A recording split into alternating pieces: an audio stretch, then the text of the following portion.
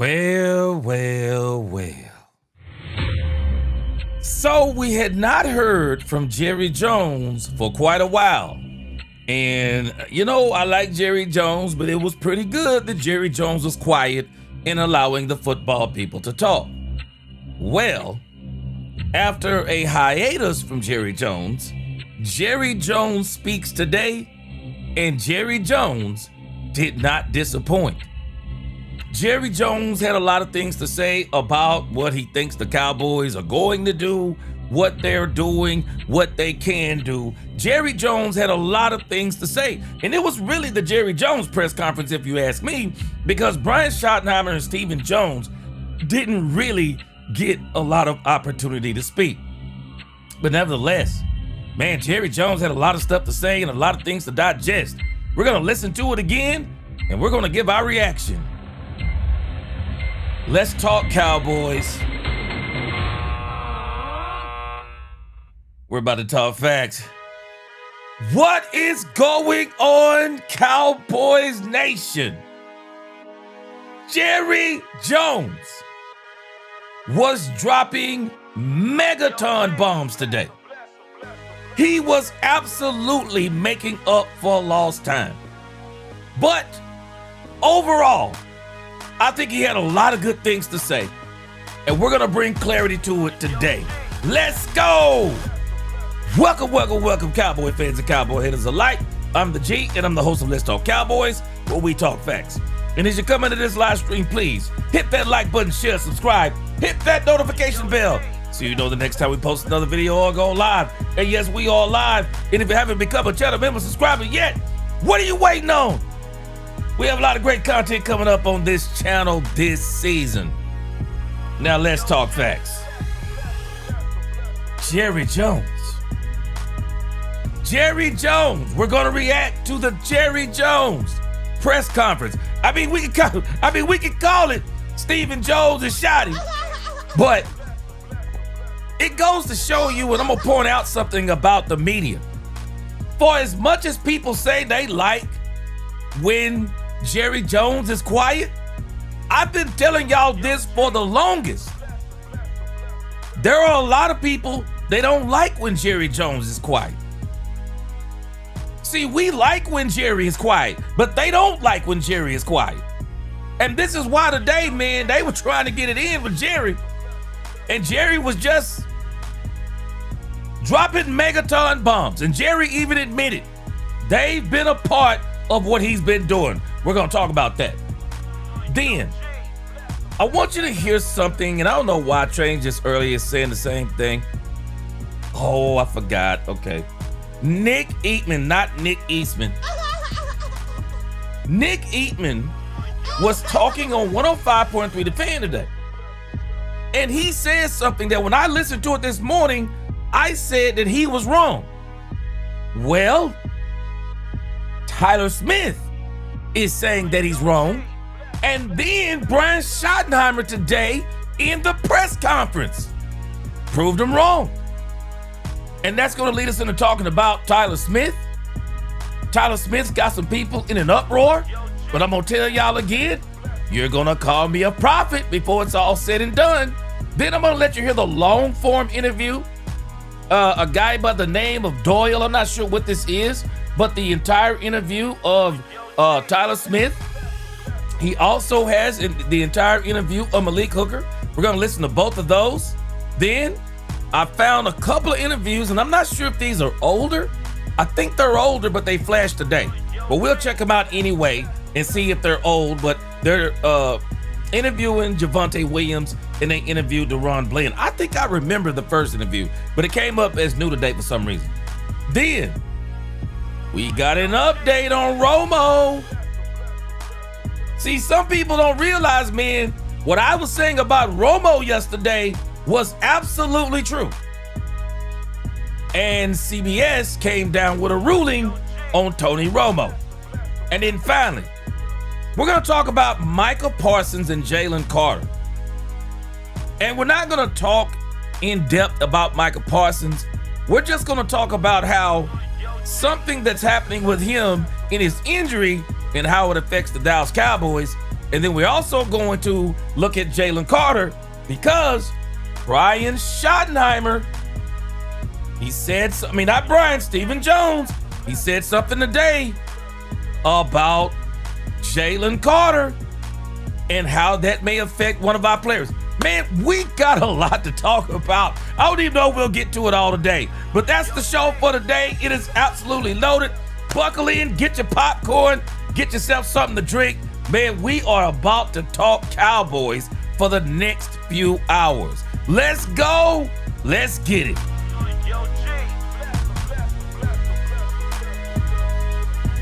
All right, man, let's get this roll call in because I am ready to get this show started. Gwen Bowden, what is going on?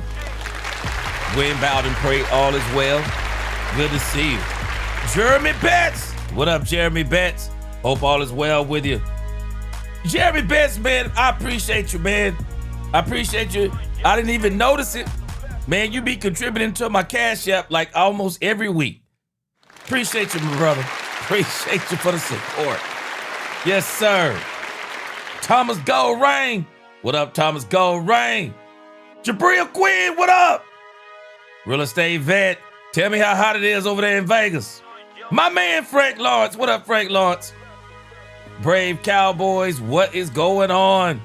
Yeah, press conference was good, man. I pretty much liked everything I heard.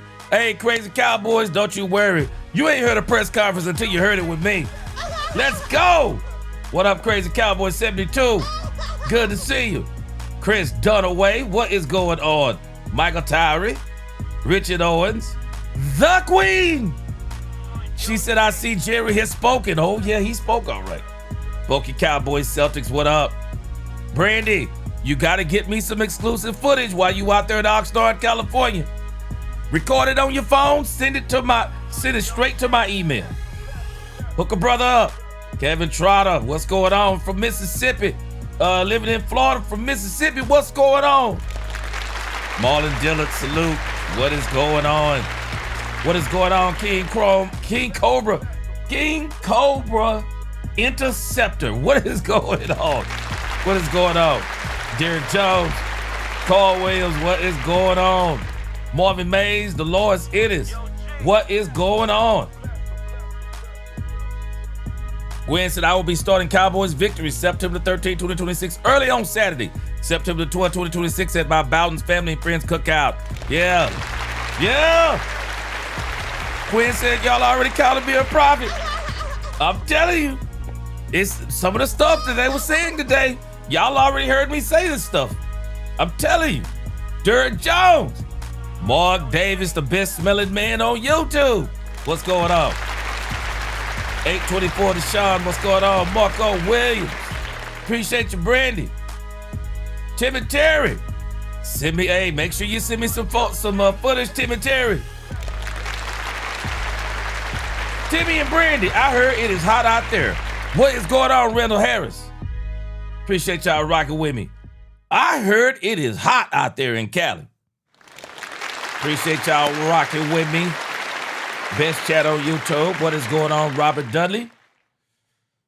All right, so let's get to this Jerry Jones press conference. Man, let me tell you something. Jerry Jones has been quiet for quite a while, but I'm going to tell you something. He made up for lost time today. I am telling y'all, this was the Jerry Jones show. It was like everything they had to ask, it was Jerry. And again, I'm telling you, this is what people love about Jerry Jones. They can say anything they want to, but Jerry Jones is just so entertaining, man. He's just so entertaining. He is a walking headline. And today, man, I am telling you, Jerry was dropping megaton bombs. I mean, man, it was bombs over Baghdad today. So let's get in here and just listen. Jerry's going to open it up. And again, man, let me tell you something. Jerry started out kind of like, he wasn't going, it was like Jerry kind of started out kind of light. Like he wasn't going to say a whole lot. But oh my gosh. Boy, once he got going, especially once Clarence Hill started chiming in. Clarence Hill and James Slater, once they chimed in, oh, it was all she wrote. It was all she wrote when they chimed in. So this is Jerry Jones as we open up the Dallas Cowboys press conference. Let's check it out. Yes! Here we go! Left, Dad. You're next to me. I don't want to sit left. I want to sit right there. Okay, I'll change. I'm teasing. Okay, boss. Having fun. Appreciate Hello, that, everybody. Super Chat Real Estate Vet. Welcome to camp. Hey, everybody, let's go. Just a reminder that I'll call on you, flag me down. I got a list. And please let us know your name and your platform before your question, the first question that you ask. With that, we will get started with Calvin Watkins. Calvin Watkins, Dallas Morning News. Good morning. Good morning.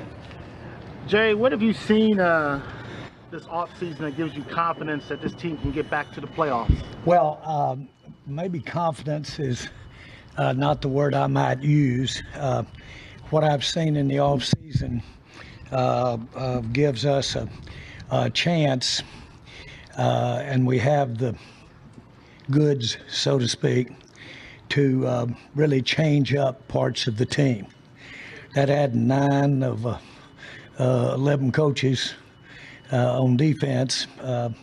That's a material change, and the system that's going to go with it, that's a material change. So what I'm excited about is that I really believe that we can do something. The last time there were this many changes of any team that I've been involved in, where we changed the system, changed out all the players, and plus changed out the coaches, was the first year with Jimmy Johnson, and we won 1 football game. So we know that changing out and starting new can obviously create quite a challenge. But I like what we've got to work with. I, of course, have a lot of confidence in our head coach, Schotty, and have a lot of confidence in the coaches that he's involved. I believe we ran it up. We probably interviewed as many as 40, it could be 45 coaches that we interviewed. And so we were looking for the best that we could get our hands on, and made the decision with the ones that we've got. I think that's going to make gives us something to be positive about. I think we can build on it, and I think we can have some success. Dak Prescott had a super.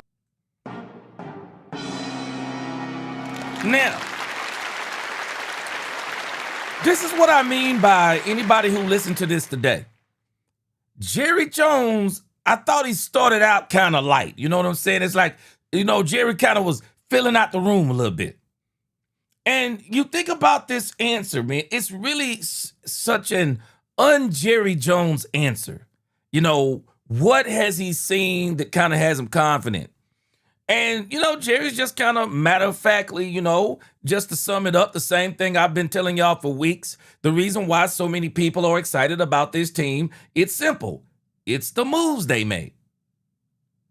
You don't have to be a rocket scientist to look at what the Cowboys have done ever since they traded Micah Parsons.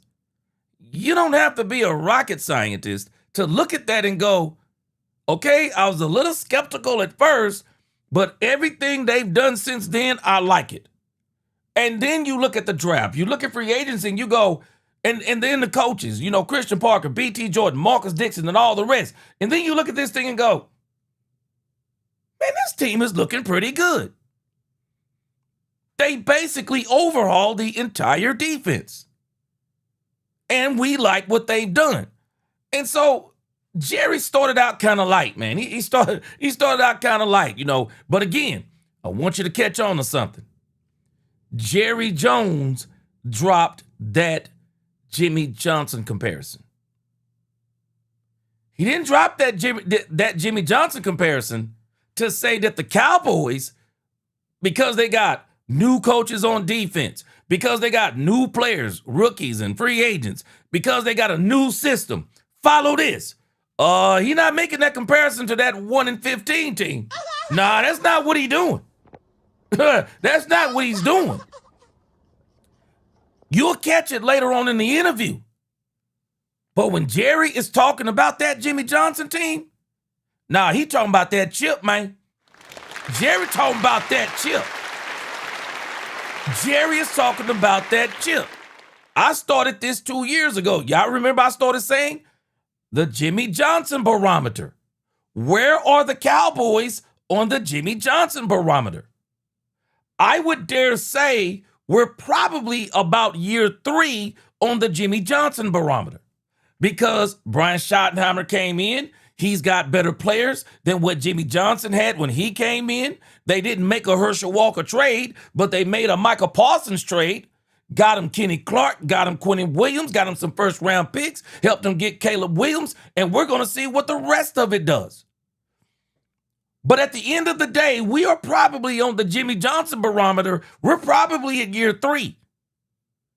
So in year 3, when you look at the Jimmy Johnson trail to the Super Bowl, Jimmy Johnson and the Dallas Cowboys, they shocked everybody and they went to the second round of the playoffs. And then the following year, they went to the Super Bowl and they went back to back. So when I think about Jerry mentioning Jimmy, man, I want y'all to know in case you haven't heard this interview, Jerry ain't talking about no 1-15.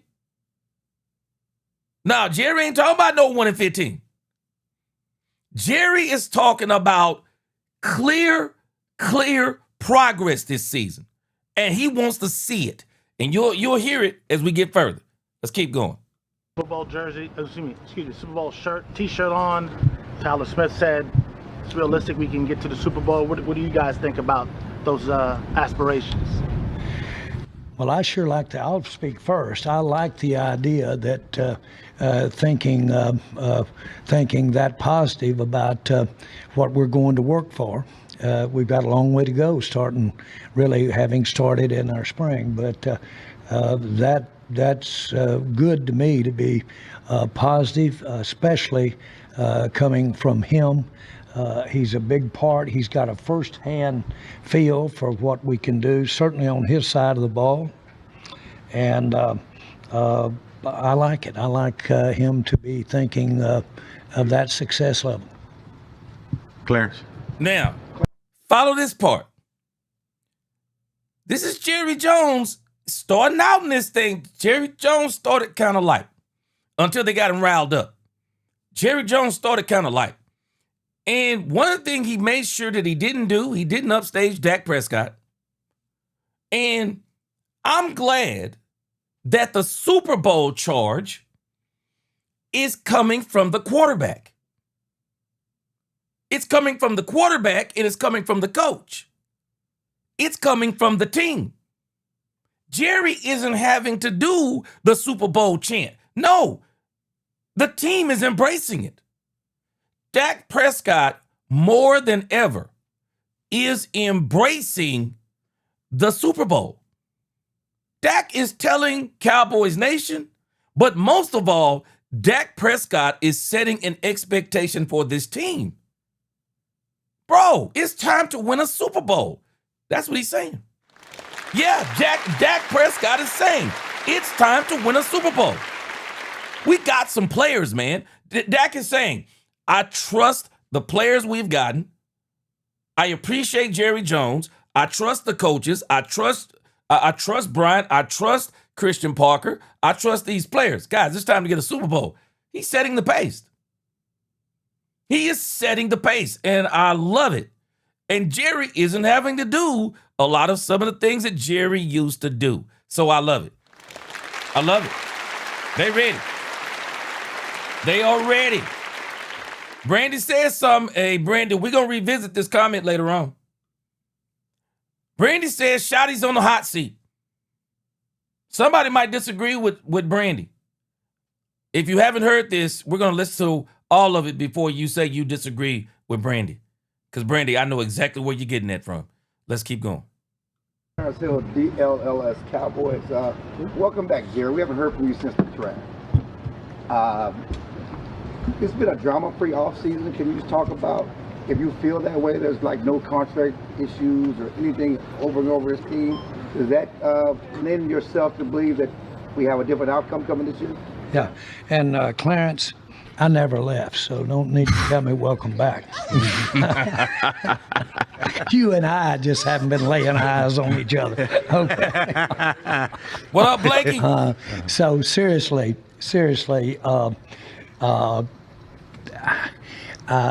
I like the idea that the word is that we have had a quiet off season relative to, dare I say, off the field noise or chatter, whatever you want to call it.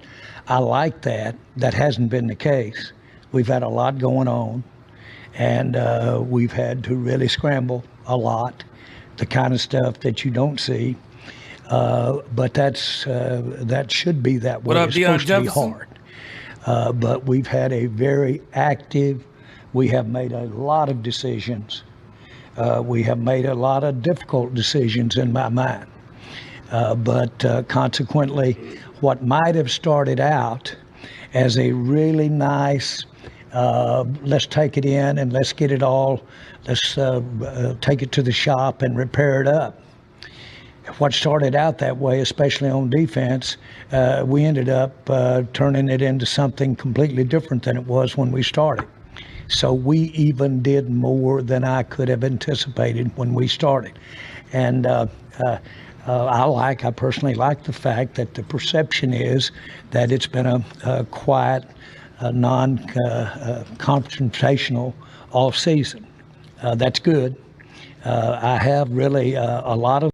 So I want to make sure I'm going to modify. I said a quiet and boring off season. Jerry Jones, if you listen to what he said, he modified it. Rather than a quiet and boring offseason, Jerry is saying it's been a quiet but productive offseason. Yeah.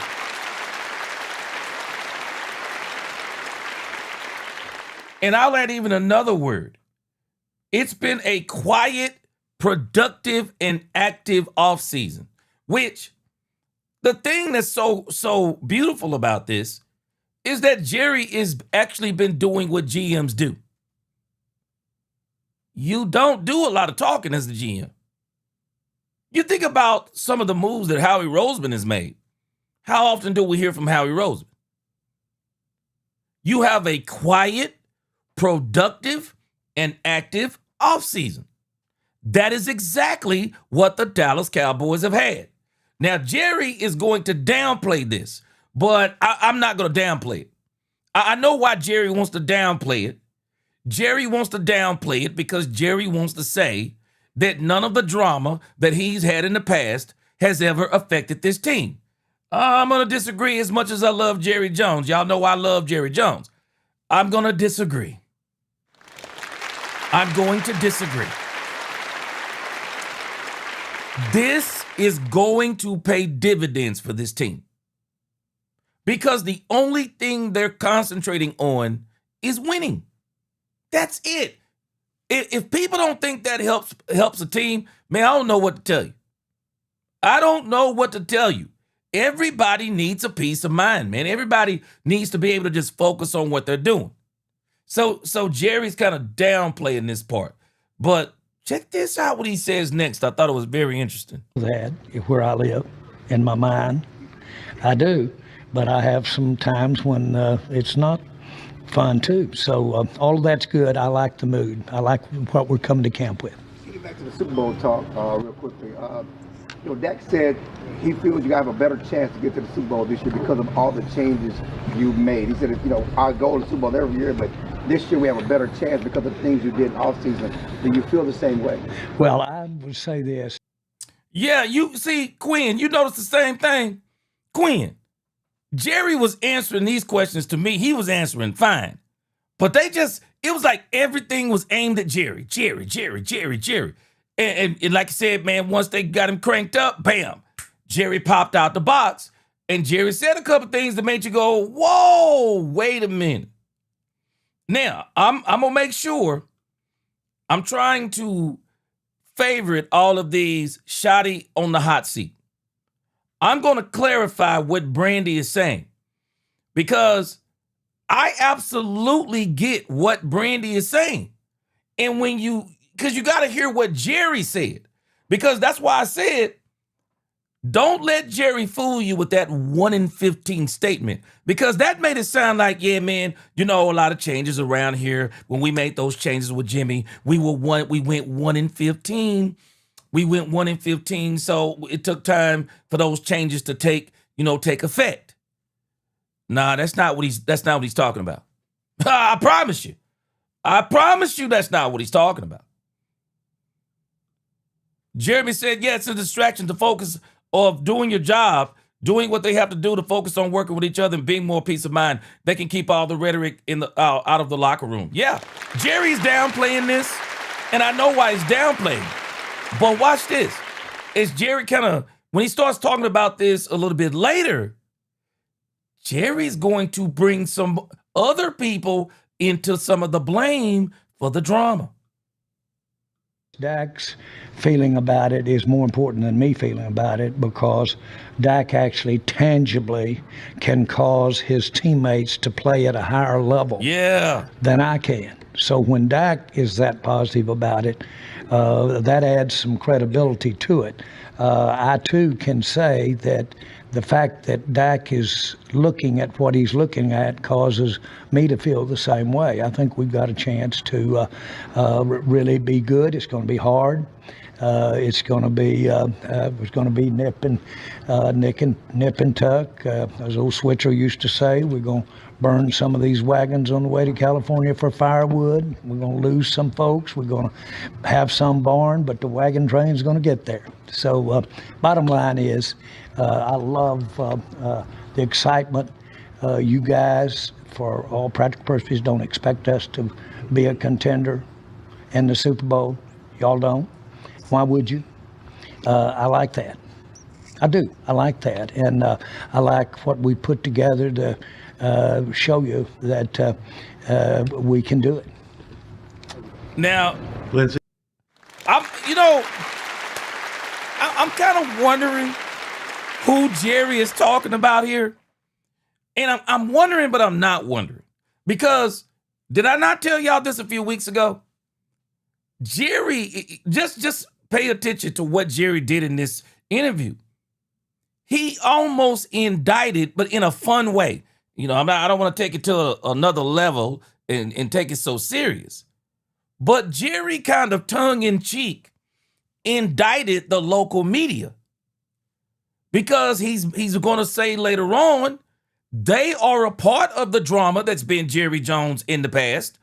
Not only that, but Jerry says that y'all don't think. Y'all, who? How many videos have we watched, Cowboys Nation? How many videos have we watched of the Chris Cantys, the Foxworthys? You can go down the line. You can name it. The Peliceros, all these people. How many people outside of Cowboys Nation have been saying the Dallas Cowboys are absolute Super Bowl contenders? How many? There are so many people right now that believe the Dallas Cowboys are Super Bowl contenders. You know who don't believe the Cowboys are Super Bowl contenders? The local Dallas Cowboys media. Let me tell you something. It is strange to me how people outside of this sphere of what we are, Cowboys Nation, they believe more in what Jerry Jones and this team has done than a lot of the local Dallas Cowboys supposedly beat writers. And they're entitled to their opinion. They can think whatever they want to think. But Jerry is talking locally. He can't be talking regionally because there are so many people. We just keep hearing them over and over. We heard, who was it? Louis Riddick. We just listened to Louis Riddick last week talking about. He said he can't believe that he's saying it. But the Cowboys are serious Super Bowl contenders. Who is Jerry talking about? I know who he's talking about. I know who he's talking about. I've said this before, and I'm going to say it again. For as much as people say a lot of negativity comes from outside the Cowboys nation, yeah, there's a lot of negativity that comes from within Cowboys nation. I'm talking media, content creators, you name it. A lot of that stuff comes from inside of. And Jerry just said it. He gonna say it again. Just keep listening. Hi, Jerry. Lindsay Theory from ESPN. You said you like the perception that it's been a quiet off season.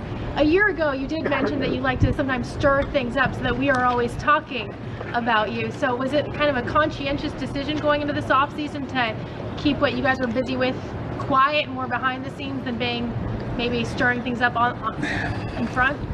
Yeah. I've never thought that there was anything quiet or subdued about the Dallas Cowboys. I'd never thought of it that way. But I have been guilty of stirring it up. Wait, what? Wait. What did Jerry just say? I've been guilty of stirring it up. Okay. Watch the next part. Guilty of stirring it up. And you guys help me. What? and we have been a great team. I promise.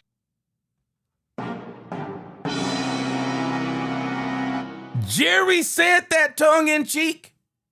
He was dead serious. Jerry was dead serious. You can't handle the truth. There ain't no joking in there. That was not a joke. That was not a joke. For as much as Jerry has been a part of and the catalyst of the drama, my mama told me it take two to tango. It takes two to tango. It takes two to tango. And there are a lot of people within this media who have been complicit with Jerry Jones. And that's why I'm laughing, because Jerry like, yeah, man, y'all don't believe that we're going to be contending for the Super Bowl. Who is y'all? Tell me who y'all is again. Tell me again.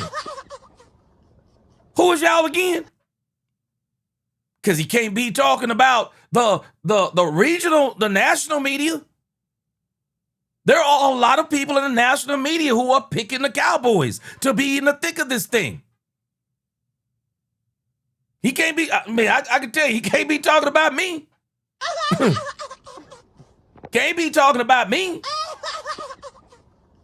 But again, there are a lot of people. And this is why this ship has been so hard to turn. This ship has been so hard to turn is that people, they're either skeptical about the Cowboys because of a lack of things Jerry has done.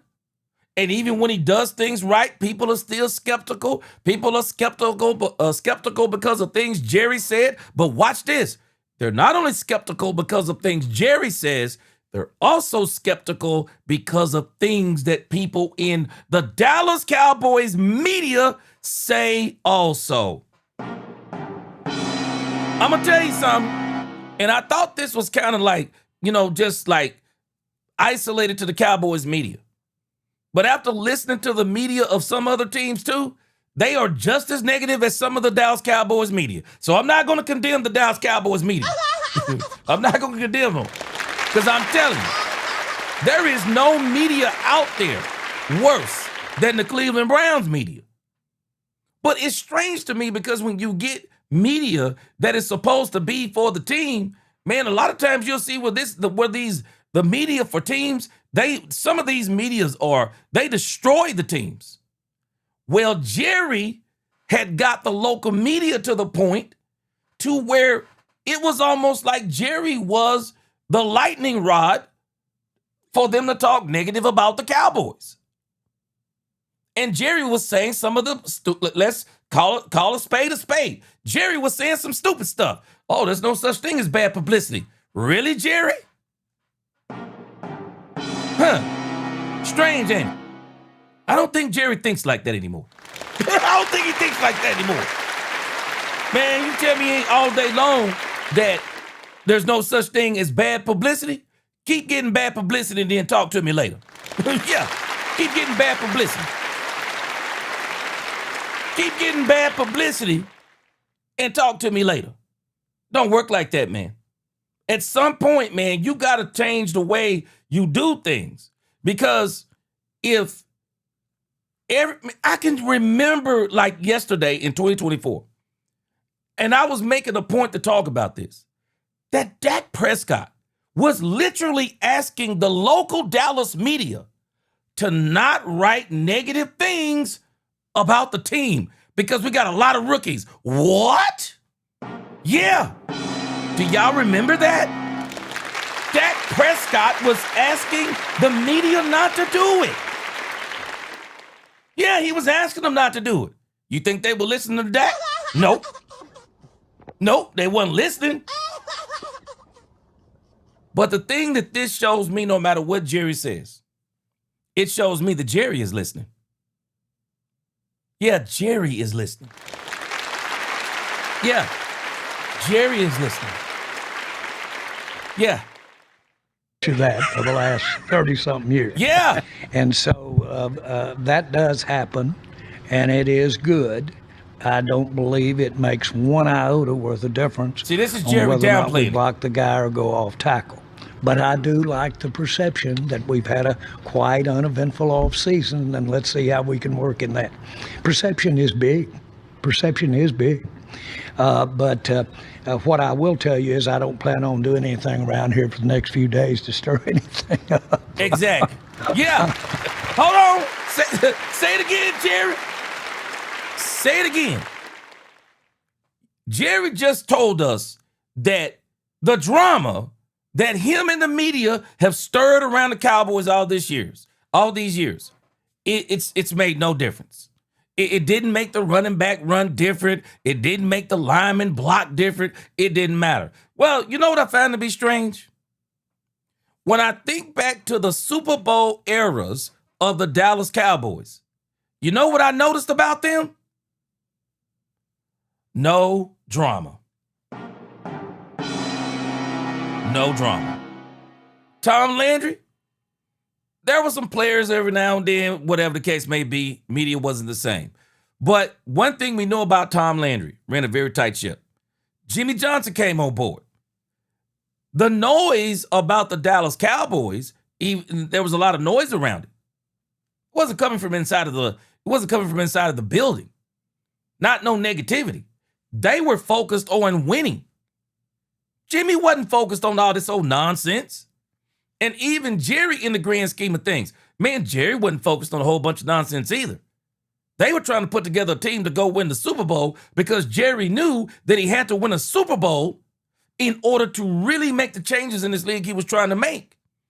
Wasn't a lot of drama around the Cowboys like that in the 90s. Not like it is, man, Jerry was paying folk. Not like it has been over the last 30 years. And so the definition of insanity, according to Albert Einstein, is to keep doing the same thing and expect a different result.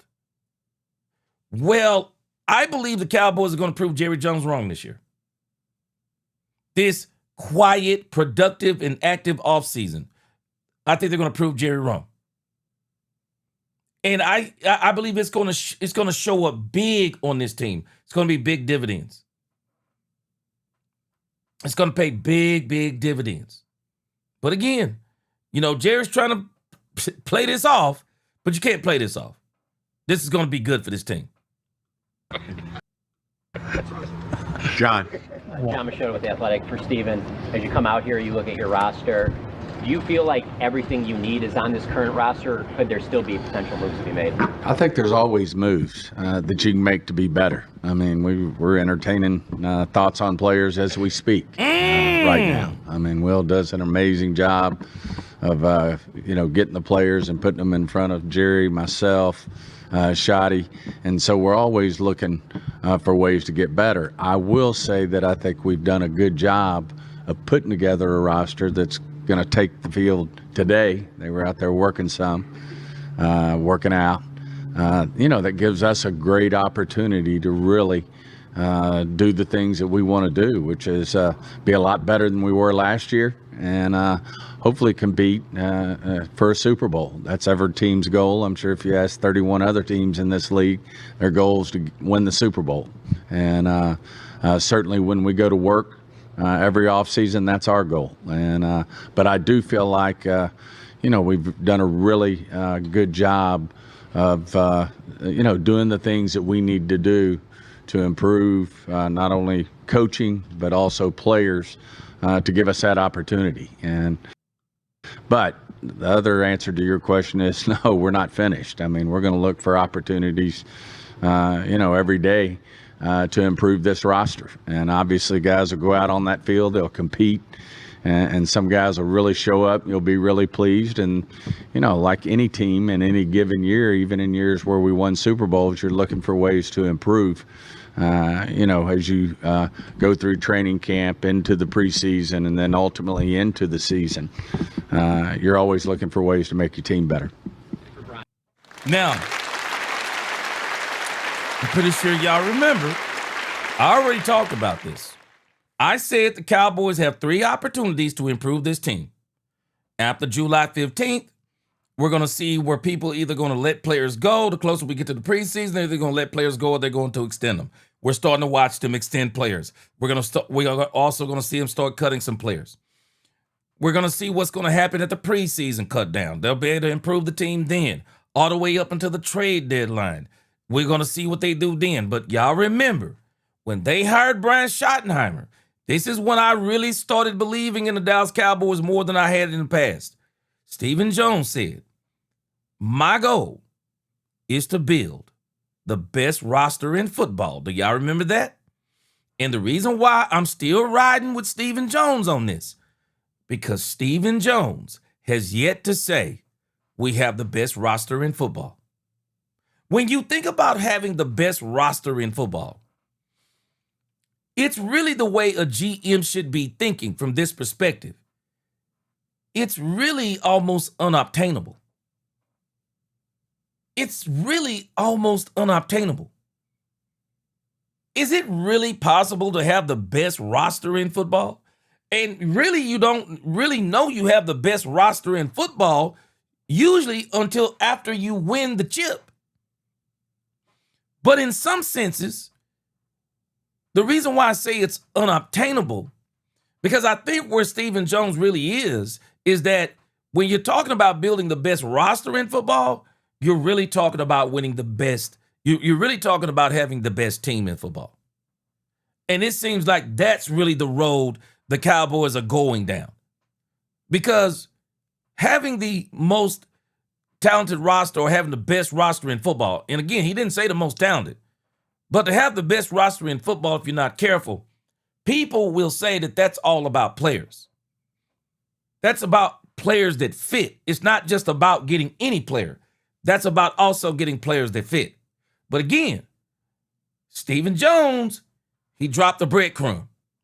Stephen Jones said, as we speak, and this is what's going to really open up Jerry, as we speak, we're looking at players. Yep. This is what's going to really open up Jerry Jones. With Donovan Ezerasu, Daron Bland, do you expect them both to hit the ground running right from the beginning of camp, or will they need some time to get acclimated? And is there any other players that might? No, Easy and Daron will be the 2 guys that we'll just monitor, but we don't see any restrictions. We're just going to be smart with them because they missed the spring. But we're very, very healthy going into camp, and hope that continues. Thompson's ready to go? Yeah, doing great. We don't see any PUPs or NFIs at this point. obviously they got to do a little work. Is this not amazing for the Dallas Cowboys? Is this not amazing? We're literally going into Oxnard, California with no injuries. Praise be to God. That's all I can tell you. I can't remember a season where the Cowboys were 100% healthy. Praying that it continues all the way through Oxnard, California. Praying for health. It's the one thing I want. If there's anything that's at the top of my list, it's the Dallas Cowboys team health. It's the team health.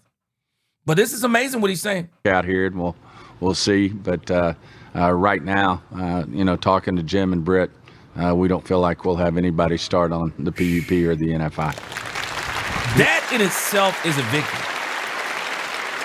Yeah, hey, Jabril, hey, Quinn, you've been here, man. I've been saying this stuff.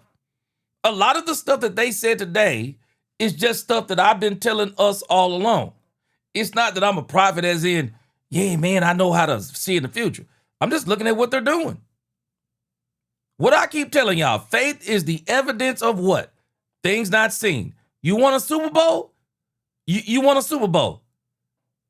Okay, show me that you're doing the things that it takes to get a Super Bowl.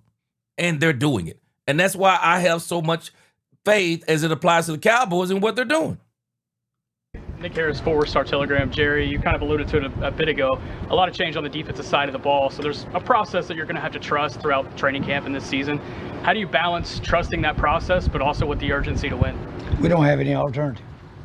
We made that bed when we brought in new scheme, new coaches, new players. We're going with new right there. So I've bought into that. That's going to happen. We're here. Now, in dealing with it, we've got to start out here right now doing as best we can and bringing that thing to opening day and having these guys as ready to go and having the new guys that are new to being here at Oxnard and Cowboys, have them ready to go. One other thing I'd say that Stephen was commenting on is, candidly, I'd be very interested. I'd give up future to add substantive to. I told you, Stephen Jones, man, hey, when he said what he said, Jerry said it's okay to say it now. Where we are today, yeah, as a player, to give you an idea Ooh. About would I invest something substantive to get the right kind of deal to improve us opening day? I would. I feel that good about this team this year. Oh, wait. Now watch what he said. Opening day. You know what that's telling us? There could be a deal done before the season starts. What did I tell you? This is why I'm rolling with this version of the Joneses. This is why I'm rolling with this version of the Joneses. They are focused on trying to get the best team they can. I don't think it's about getting the best talent. I think it's about getting the best team. I don't think the best roster means it's the most talented roster, but it's the roster that works together the best, the roster that fits the system, the roster that goes out there and execute, and they are hungry for the championship. But Jerry just let the cat out of the bag. Hey, we looking, man. We looking. JCT, he said, what up? He said it's crazy how much Steven sounds like his dad. It's almost creepy, but it is what it is. Can't wait for Dak and those wide receivers to cook. Well, I can tell you this, they on the same page. They are on the same page. Yeah, Quinn, they are saying it. We're still looking. I told y'all, man, they're still looking. I told y'all, I said, I guarantee you they're going to continue to improve this team. Star Garden, he said, hey, appreciate that super chat. Star Garden said, gee, doesn't this opening press conference even sound different than past years?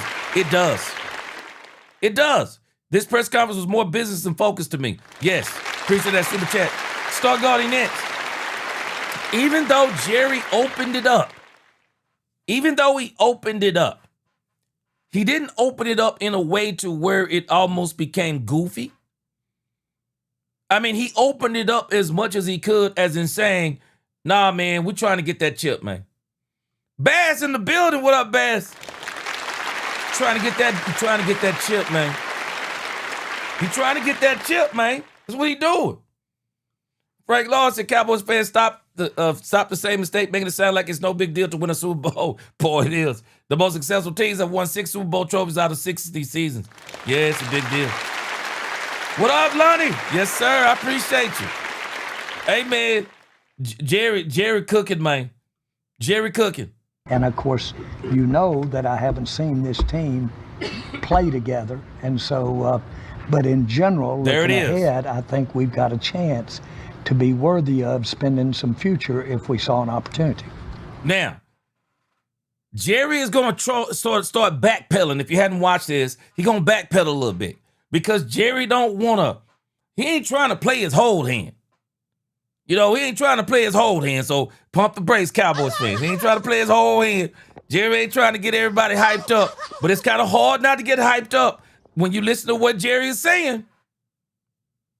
He kind of pulled back a little bit, but I hear exactly what he's saying. We're gonna see what we look like. We're gonna see what we look like because I'd already said this too. It only makes sense to see what you look like in Oxnard, California. August the 11th is going to be here before we know it. When we do that scrimmage against the Rams, because we're not going to see the starters in the preseason. When we see that scrimmage against the Rams, hey, open up your eyes right around that time. Open up your eyes right around that time. If they see a need and an opportunity, I believe they're going to go for it. Yeah, Charles Lundy, I saw this whole thing about Vita Vea. I saw it.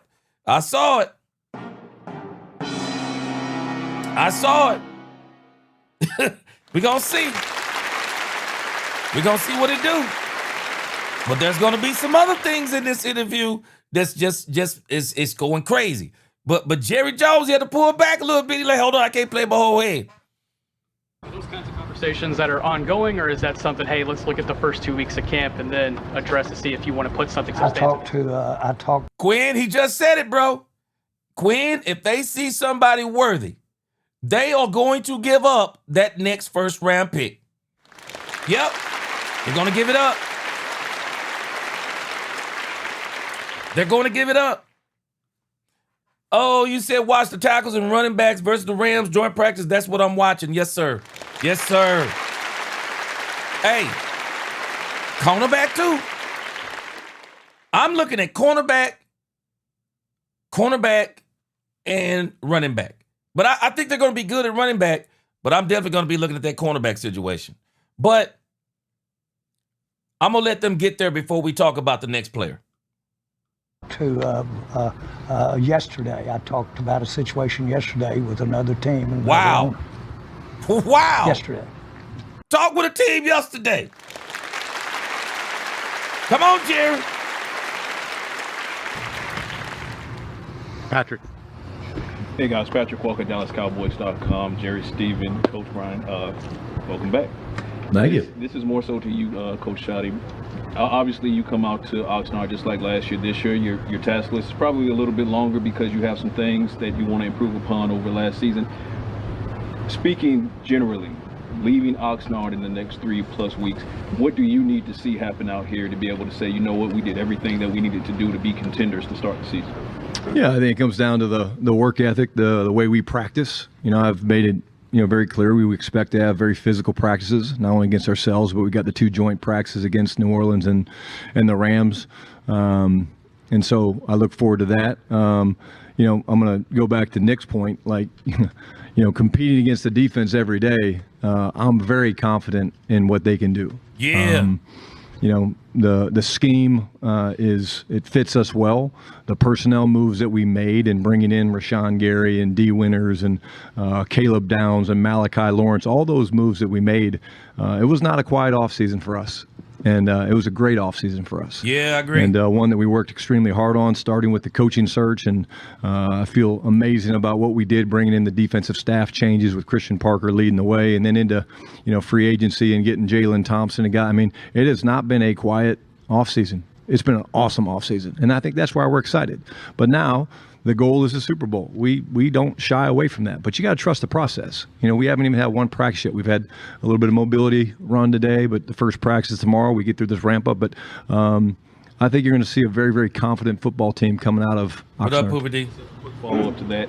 I know that you want to have physical practices, and what's the challenge, though, of upping the ante in that capacity, but also living within the CBA restrictions of doing so? Yeah, there's less restrictions. There's more caps when you get to training camp. The spring practices or the OTAs have more restrictions than we do, but we do everything letter of the law. And if it's an hour 30-minute, which is what tomorrow will be, we'll be right at that. But you got to get better playing football by playing football, and that's what we're excited about. Jane. Jerry, you didn't say it loudly, but the word substantive stood out to me. You were engaging with the Raiders about giving something up substantive as it related to Max Crosby. Now, you don't have to tell me it is Max, but could you, one, why did you walk away from Max Crosby when it fell apart with the Ravens and not revisit that then? That's a great question by James Slater, but I'm sure, the Cowboys doctors are the ones who checked on Max Crosby. At least this is what they're saying. But I believe they're going to circle the block on this Max Crosby thing. I told you that before. I said, do not be surprised after Max Crosby released that cryptic social media message. Do not be surprised. Max Crosby's name is going to come up again. We didn't. Can you elaborate on that No. for me? No, because there's nothing more to elaborate about. But we did not walk away. That's about all there is to say because... Whoa, wait, what? Hold on a second. Hold, stop the press. Breaking news. Breaking news. The Cowboys actually didn't walk away. This is what Jerry just said. They didn't walk away when the Max Crosby deal failed. What does that mean? What does that mean, Cowboy fans? Wait a minute. Are we saying that we didn't walk away? We just gonna revisit? Is that what we saying? Or did we say, no, we're gonna push this down the road a little bit? I'm telling y'all, I told you before, this Max Crosby stuff is going to come up again. Because I don't think the Raiders and Max Crosby are in a place where where Max Crosby was trying to say that it was. I don't think they're in that place. I'm not going to be surprised. I'm just not going to be surprised about Max Crosby. I'm just not going to be shocked. It sounds like that this thing with Max Crosby, they haven't walked away. It's right there. It sounds like it's right there. But we understood his injury well, and so we thought he could help us then, and we're surprised the way that was resolved. But to basically take what happened with him after he came home from back to the Raiders, to inject anything about what we're thinking or doing. Yeah, I see you, Jerry. I see you. I see you, Jerry. Yeah, Jerry moonwalking, y'all. Hey, Jerry moonwalking. Jerry don't doggone well, man. Jerry don't doggone well what he just said, Baz. He said not right now. He know what he just said. Jerry trying to back up and hey, wait, hold on a second. I'm letting too much out of the bag. I'm not going to be shocked if Max Crosby is with the Cowboys. Just not going to be shocked. And because he went back to the Raiders would be a mistake. He's a Raider.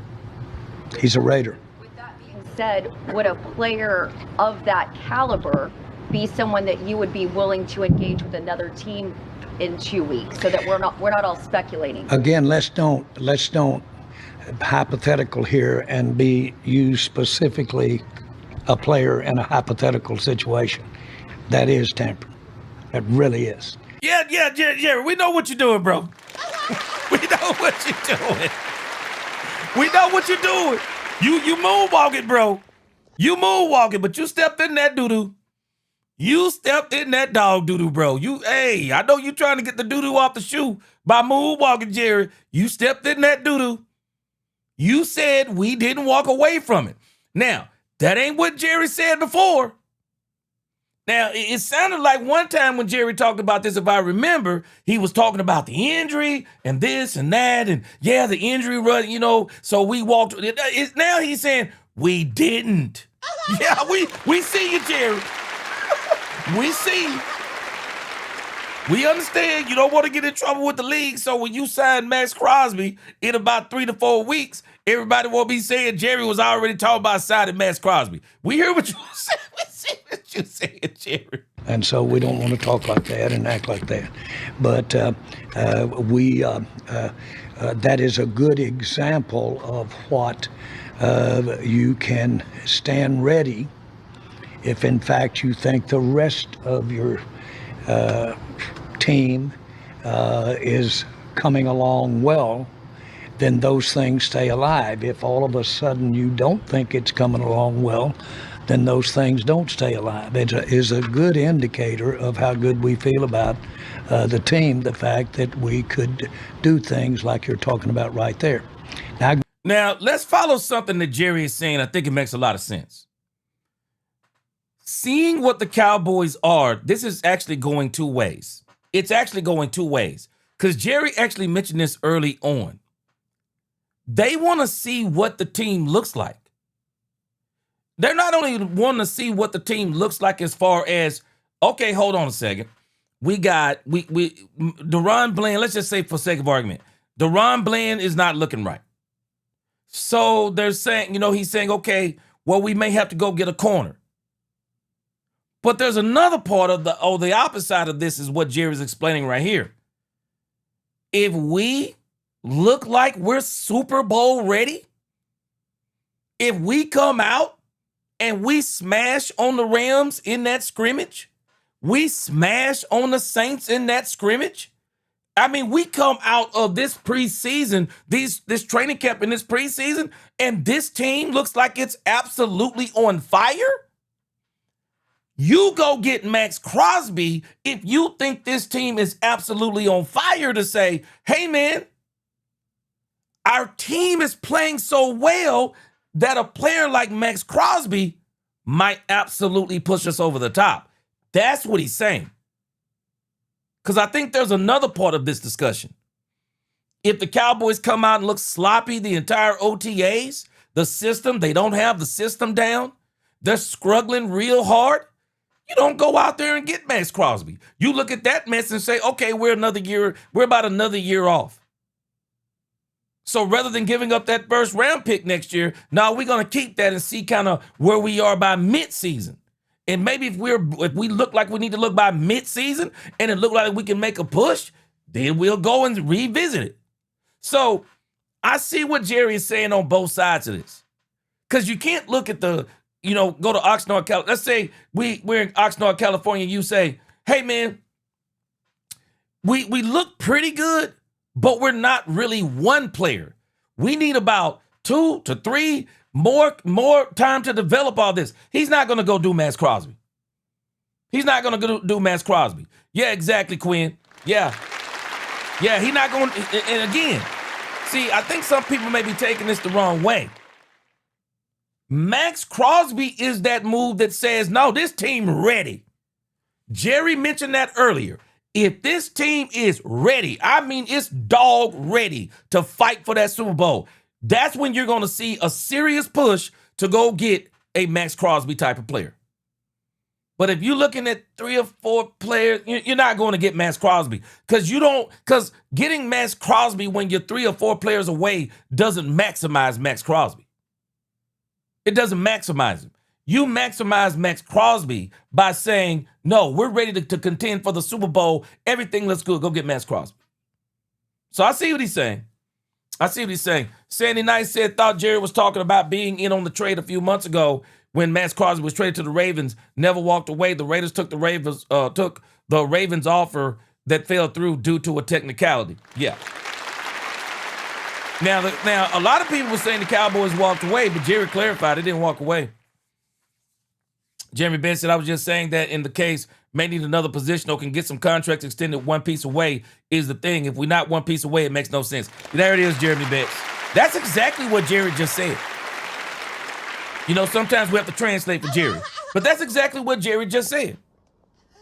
You're not going to go get Max Crosby if you look at this defense and you're like, man, this thing is, I mean, it's not that Christian Parker isn't doing a great job, but this thing don't look right.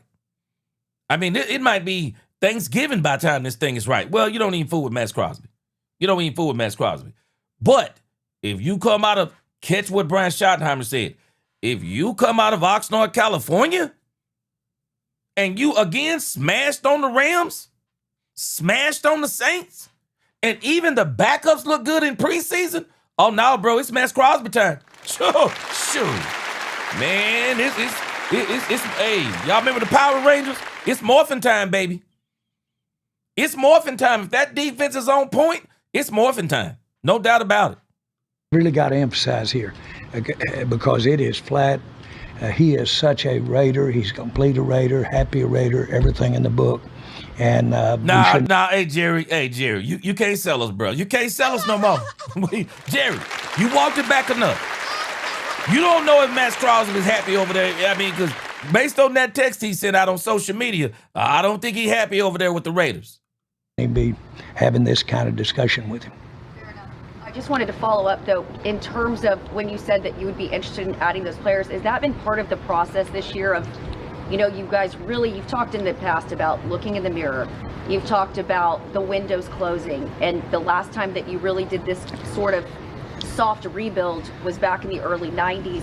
Have you guys been very deliberate as it relates to this roster and then waiting to not get one of these big fishes possibly in the offseason, but waiting to see what your team looks like heading into camp? Let me say this, and that was a mouthful for your question, and a good one.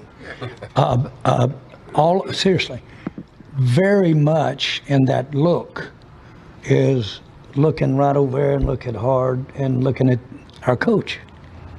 Okay, where how is he? This is second year, his 33rd year in the NFL on a coaching staff, but his second year as coach or some number. But you look at that. Hey, Dudley, boy, hey, let me tell you something.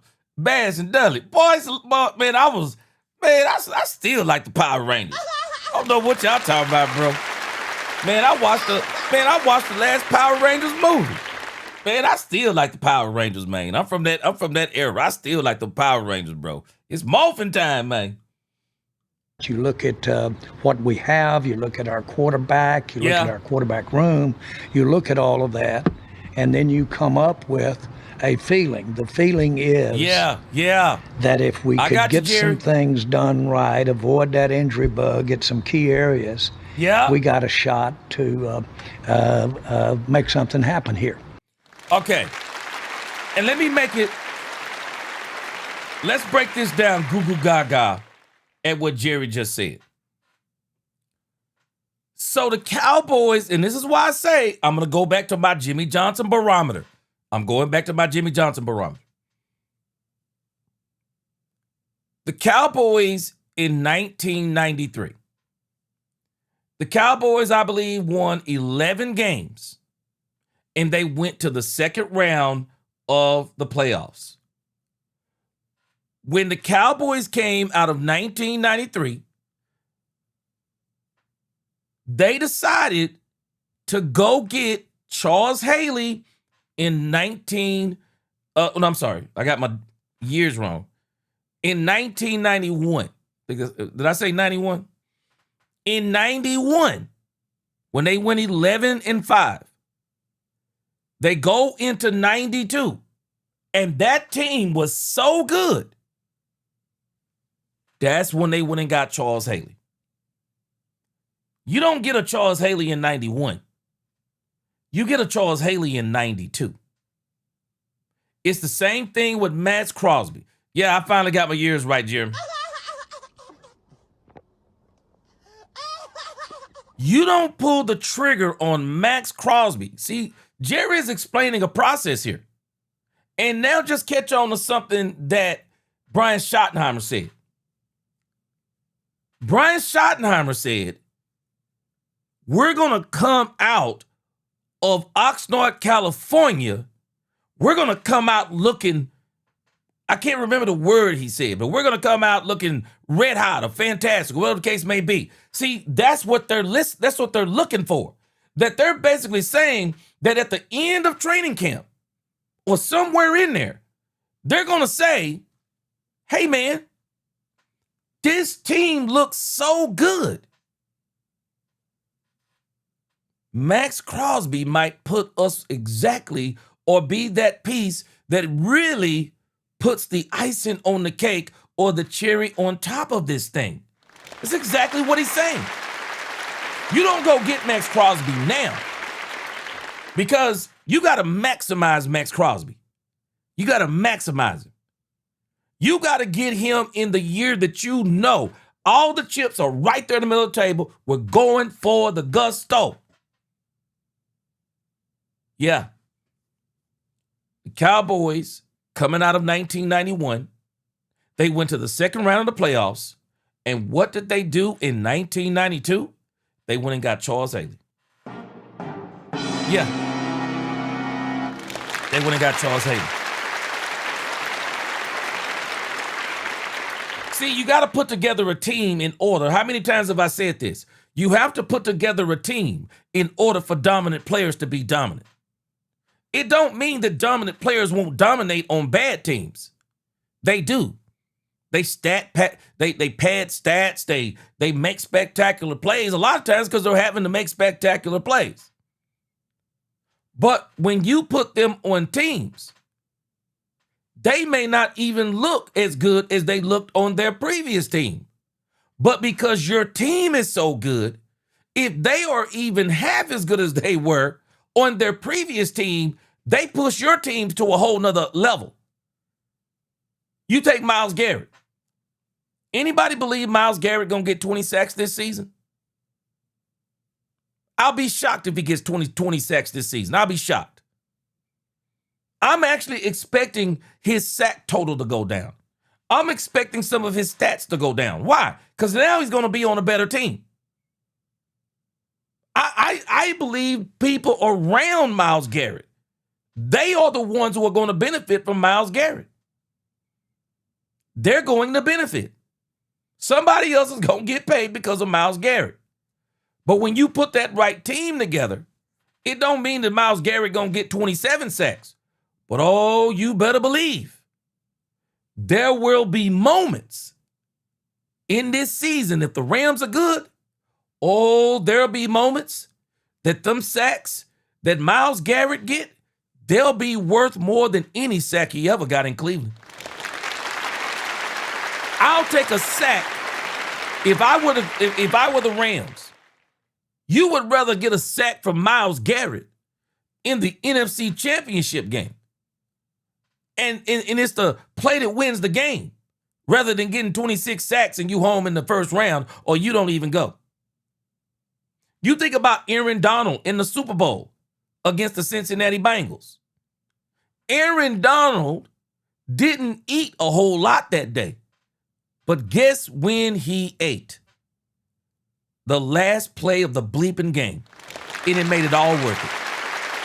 It made it all worth it. Even though some say he was offside, nevertheless, it made it all worth it.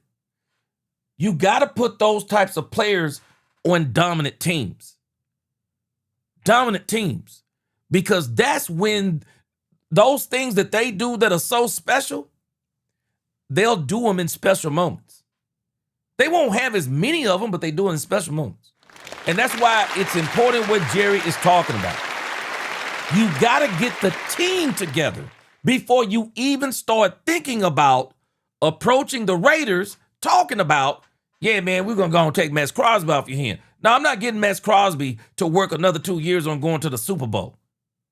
If I get Max Crosby, it's this year we're going. And no later than next year. 2-year window. That's what we want. Bottom line. 2-year window. I think the material, so to speak, are the players, the scheme, the measure of success we had on offense last year, the projecting of our offensive line being more efficient than it was last year. whether it be the player, whether it be as a group, as a team itself. All of those things are in place. Yeah. And it feels good. Now, we're going to have to read the tea leaves as we go, but we're operating as though we got a chance to be one of the better teams. Yeah. Joe Trahan. Joe Trahan. Joe Trahan, WFAA TV. This question's for Jerry and Schotty, and it's about the scope and impact of the brand on your players. Because your brand is so paramount, we can't talk about the lack of Super Bowl success for the last 3 decades. We just can't because you're too big. My question is about the message to your players in terms of what you tell them about dealing with the brand itself and also not letting that shadow affect their performance and how they get to be the best players that they can be. If we had done nothing but win Super Bowls over the period of time you're talking about, what I'm going to talk to them about in a few minutes wouldn't have helped them at all with what's ahead of them tomorrow, the next day, opening day, and this season. Now, I'm going back, and as I remember Jerry talking in this section, Jerry is doing what some people do, and I understand what Jerry is doing. We heard earlier where Jerry was basically saying that the quiet offseason doesn't matter in the grand scheme of things. It does. And I think Jerry knows that it does. But I think that was Jerry's way of saying, yeah, man, it didn't matter. Yeah, because he was raising some of the hell. That's why. Yeah. He was raising some of the hell, or the catalyst of the hell raising. And so he basically wanted to say that didn't affect the team. I believe that it did. Now he's explaining, and he's basically saying that not winning for the last 30 years, not winning a Super Bowl for the last 30 years, has no impact on a team going into the next year. Now, I think that that might be correct, kind of where this team is now. But make no mistake about it. If you are a team that won the Super Bowl last year, everything matters going into the next year too. Because the team that has already done it once, they believe they can do it again. The Seahawks believe they can do it again. Why? Based on the previous year's the previous year's success. Based on the previous year's success.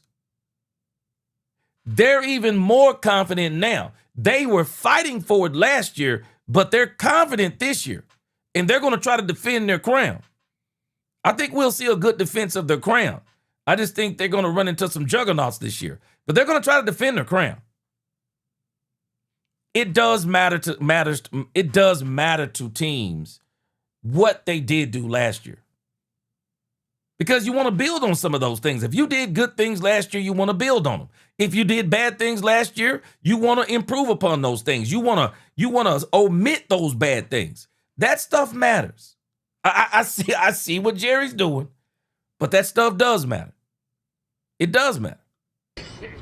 It is inconsequential. Okay, so it really is whether we have the kind of execution we want in the offensive line or whether or not we have the kind of discipline we want on our defense. As much as I'm a big believer in tradition, and it's such a big part of the entertainment and the game, it is not a prerequisite to being a good team this year as to what we have done the last few years. Now, if there are players on this team and coaches on this team that one of the reasons we haven't been to a Super Bowl, they're there and they don't improve, that's legitimate. But it's not legitimate worrying about how long it's been since you've been to a Super Bowl as to the first step they make on this football field out. Now, I do agree with that part. I get what he's saying there. Some of these guys, man, I've been realizing how old I am here as of late. But there are guys who are going to be on that football field. They don't even remember the last time the Cowboys won a Super Bowl. They don't even remember. Some of them were not even born. These rookies were not even born the last time the Cowboys won a Super Bowl. I mean, in the grand scheme of things, a 30-year drought don't really mean a whole lot to Caleb Downs. It don't really mean a lot to Jay Sean and Malachi. I mean, it don't really mean a lot to guys who are, I mean, even George Pickens, man, he's 25 years old. CeeDee Lamb, 28 years old. I mean, these guys are so young. Man, they don't even remember. They were not even born when the Cowboys won a Super Bowl. This matters more to the fans because some of us were born. Some of us did see the last time the Cowboys won. And then some of us are young. We haven't seen, they did, you know, some of us are young, haven't seen it and want to see it. And I get what Jerry is saying in the grand scheme of things is a 30-year drought doesn't really mean as much to these players today as it does the media and using that against the Cowboys as talking points. Now, I believe the guy was actually trying to say the same thing, just the way he put it. I think Jerry didn't get it, and that's why Jerry explained this. But he's saying the same thing that I'm saying. That you really, and y'all heard me, y'all been hearing me say this over the last couple of weeks as I've been having discussions with different people. I've been having different discussions with people in the chat. It does no good to keep talking about 30 years ago. It really has no effect on this team as much as people think that it does, especially when you talk about all these young cats. It don't have a hill of beans to do in the grand scheme of things.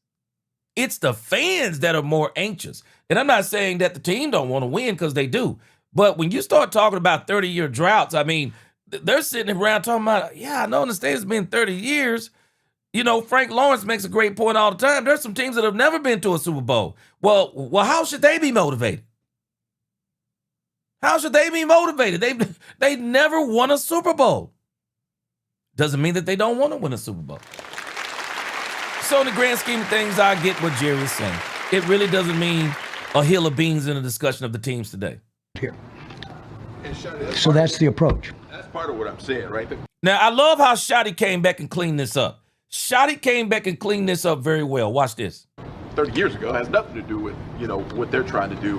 What's the message? Because again, we're in a different world here with the scope of social media and what these guys have to deal with as players. And unfortunately, they can't tune it out the way you'd love for them to just say, hey, filter out the noise. It can't happen anymore because social media has become too big.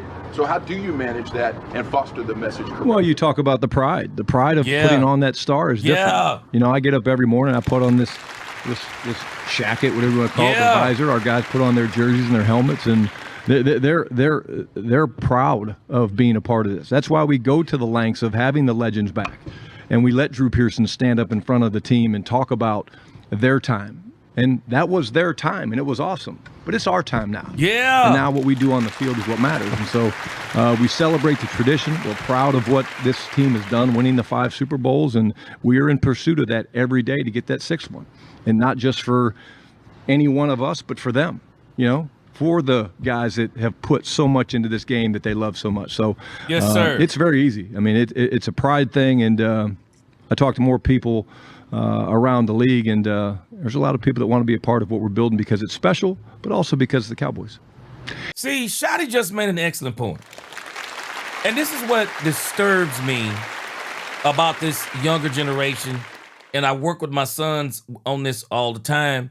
And it's very hard to do, especially in this social media age. Because one of the things that this era loves to do, it loves to erase history. It loves to erase history. It loves to paint all history as bad. It just likes to act like the history didn't happen.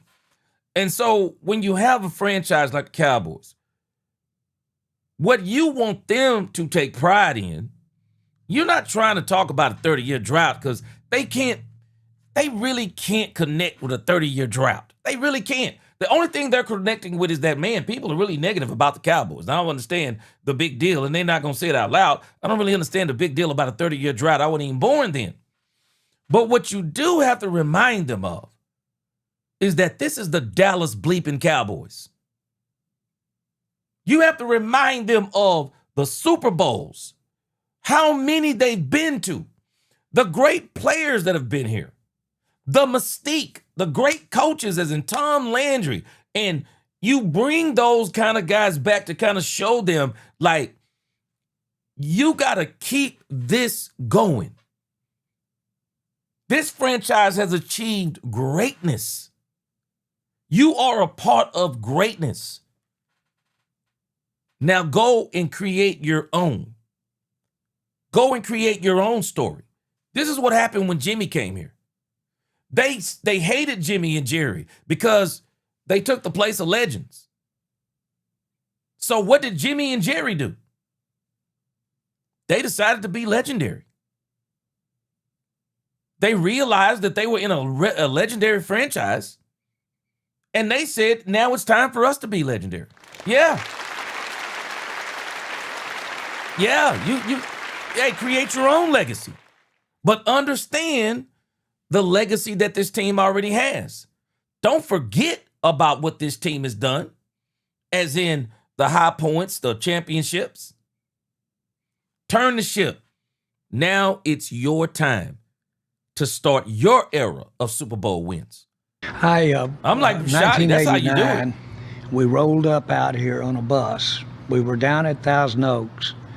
We came up here to have a practice against the Raiders. Al Davis met us right out here on the field.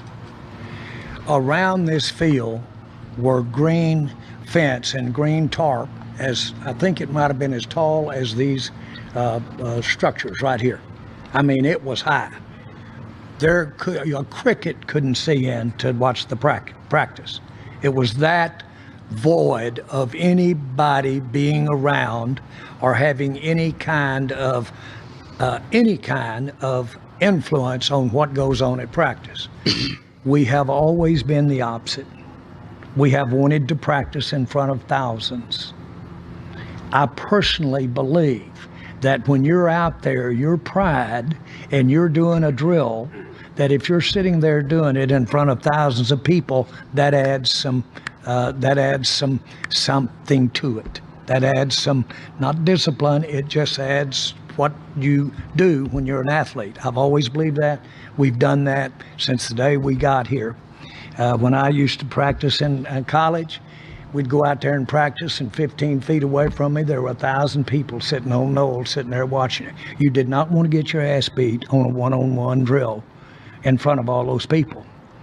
And that you played above your play level, you practiced above it with that skill. That's why, philosophically, I think it helps the team. Yeah, I think, Jerry, this question kind of threw Jerry. Because this answer isn't even related to kind of what Schotty is saying, but I understand the gist of the conversation that he's talking about pride. A sense of pride. You want players to have a sense of pride, when they play. Play to win, play, whatever, to be the best, whatever the case may be. But I really do love the way Brian Schottenheimer has done what he's done. Brian Schottenheimer, because he's an older coach, and you probably wouldn't have got this from a younger coach, but because Brian Schottenheimer is an older coach, Brian Schottenheimer remembers those 90s teams, and Brian Schottenheimer wants to give this team something to aspire for. Because, Quinn says, they're playing on the biggest stage, and it's even kind of what Jerry's alluding to. But you want them to know why it's the biggest stage. It's the Dallas bleeping Cowboys. All the Super Bowls, the Tom Landrys, the Jimmy Johnsons. Now it's your time. You want to get that inside of their minds. But again, man, I'm telling you, with this younger generation, they're a little hard to motivate sometimes because they don't care about history. It's tough. It's tough, man. To have the visibility. Joe Hoyt. Joe Hoyt, Dallas Morning News. Stephen, there's a shifting defensive tackle market right now. Jalen Carter signed a record-setting deal today. Vita Vea wants to trade. Obviously, you guys are very bullish on Quinnen Williams. Is that something you anticipate maybe having to talk with him and negotiate here in training camp? Absolutely. I mean, we're very open to that. We want to. Quinnen Williams. Quinnen Williams' deal is loading. You can hear it. Yeah, man. I hear dollar signs. They are not going to do any drama with Quinnen Williams. I'm actually hoping, and regardless if I hope or not, listening to Jerry, I believe there's going to be a conversation, and I talked about this a week or two ago. The moment you see Quinnen Williams' deal gets done, get ready for another deal to get done. Get ready. Yeah, get ready. Get ready.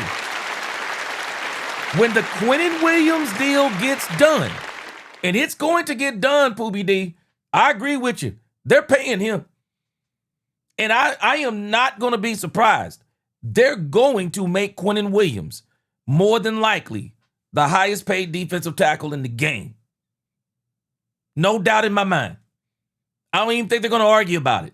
He will be the highest paid defensive tackle in the game because the Cowboys, it's almost like they painted themselves into a corner. You can't trade for Quinnen Williams and then have a Quinnen Williams contract issue. He's a top 3, top 2 defensive tackle in the game. You got to do it. Quinnen Williams' deal is a no-brainer. You have to do it. Because if you don't do it, it makes the Micah Parsons trade seem dumb. You went and traded for Quinnen Williams. You gave him a first-round pick. That deal is loading right now. And Stephen Jones, I love it. He ain't even blinking. Yeah, we talking about it. Yeah, we talking about it. Here, we want Quinnen here for the long haul. Yeah.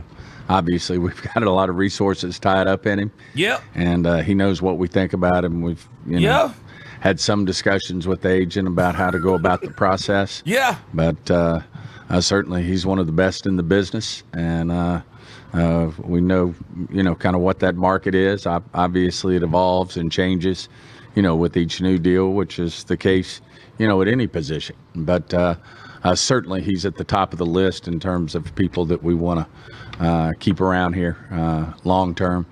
And there's other players on the roster that we may take a look at as well as we move forward. Camp seems to always be a nice time, to look at something like that. Wow. Quinnen Williams is loading. Quinnen Williams is loading. I would say Overshown is loading. But the only way the Cowboys are going to do Overshown is that Overshown would have to take a pay cut. And that's probably why he wouldn't sign a deal this early, because he hasn't been healthy. I will not be surprised if the Cowboys try to look at extending Overshown. I'm not going to be surprised. But he's the only other one that I can actually see. But Quinnen Williams, that's a done deal. That's a done deal. I will not be surprised if that deal is done right before the first game of the season. And when that deal gets done, get ready. There'll be another player incoming. You guys told George pretty early you did not want to negotiate with him long term and wanted him to play on the franchise tag. He responded by showing up for mandatory events and obviously coming to training camp. What does that tell you as the owner that George Pickens is doing all these things? Well, he's a valued part of our aspirations and our potential success. The combination that he has with the other talent on the team, I think, will make you feel pretty positive about what we've got a chance to do. The way we have worked this out is the way it fit. I'm proud that he will work it that way. I'm proud that he will. I hope that he comes out here and is the most prolific, successful receiver in the NFL this year. Now, how would you like to be a free agent and with his credentials and step out there and have a year like that? Now, let me tell you something. This answer from Jerry Jones right here had me reeling a little bit. This one right here had me reeling a little bit. Because This made it sound like that George Pickens is this year only. That they're going to see what they can do this year with George Pickens, and then he's gone next year. Man, I'm telling you, this answer had me reeling a little bit. I was like, wait a minute, hold on a second. Did Jerry Jones just basically say that George balls out, he hits free agency next year and gets a huge contract? Well, we got to listen to the rest of this before we say it. So I wish all of that. What up, Gregory because if Davis? that happens, that was good for us. And we did it the way that we thought was best for everybody concerned. Nick Eatman.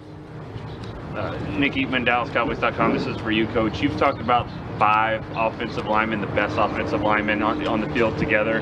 How do you go about finding that, but also building the continuity of the offensive line at the same time? Yeah, it's a good question. Obviously, Nick, there's a ton of reps out here. We're going to this deal where, from left to right, Tyler Guyton, Tyler Smith, Cooper Beebe, Tyler Booker, Terrence Steele, but we're going to move guys around and pieces around. And at the end of the day, we've been very open about the fact we're going to play the 5 best guys. We'll find time to move Terrence Steele around. We'll find ways to move Tyler Smith around. But, at the end of the day, the OTAs are good for teaching scheme and some skill development. But it's not until we put the pads on for an offensive lineman that you can get the real, true evaluation of those guys. And we kind of have a timing period that we think we want to have that sorted out. But it's a ways from now. Smith sounded yesterday a different answer than we've heard. He said he wasn't exactly sure. Is anything changed on his front of where he's going to play? Yeah, he's going to start at left guard, and we're going to get him some reps at tackle. Why? Just because we got to be ready, but that's no different than Tyler Booker having to get some snaps. What were some of y'all pushing back on me for a few months ago? Tyler Smith at left tackle? Boy, y'all gonna call me a prophet. Keep playing. Keep playing. Keep playing. I told y'all, man. Do not. You got to ask yourself, for as much as everybody says that Ty Smith needs to be at the left guard, do we not understand how hard it is to find a left tackle? It's harder to find a left tackle than it is to find a left guard. Tyler Smith can be one of the best left tackles in the game right now. If the Cowboys said today, hey, Tyler Smith, you're playing left tackle, he'd be top 10. Minimum top 12. In the league. That's how good Ty Smith is. Now, we're hoping that Tyler Guyton comes out just balling this year, so it doesn't have to happen.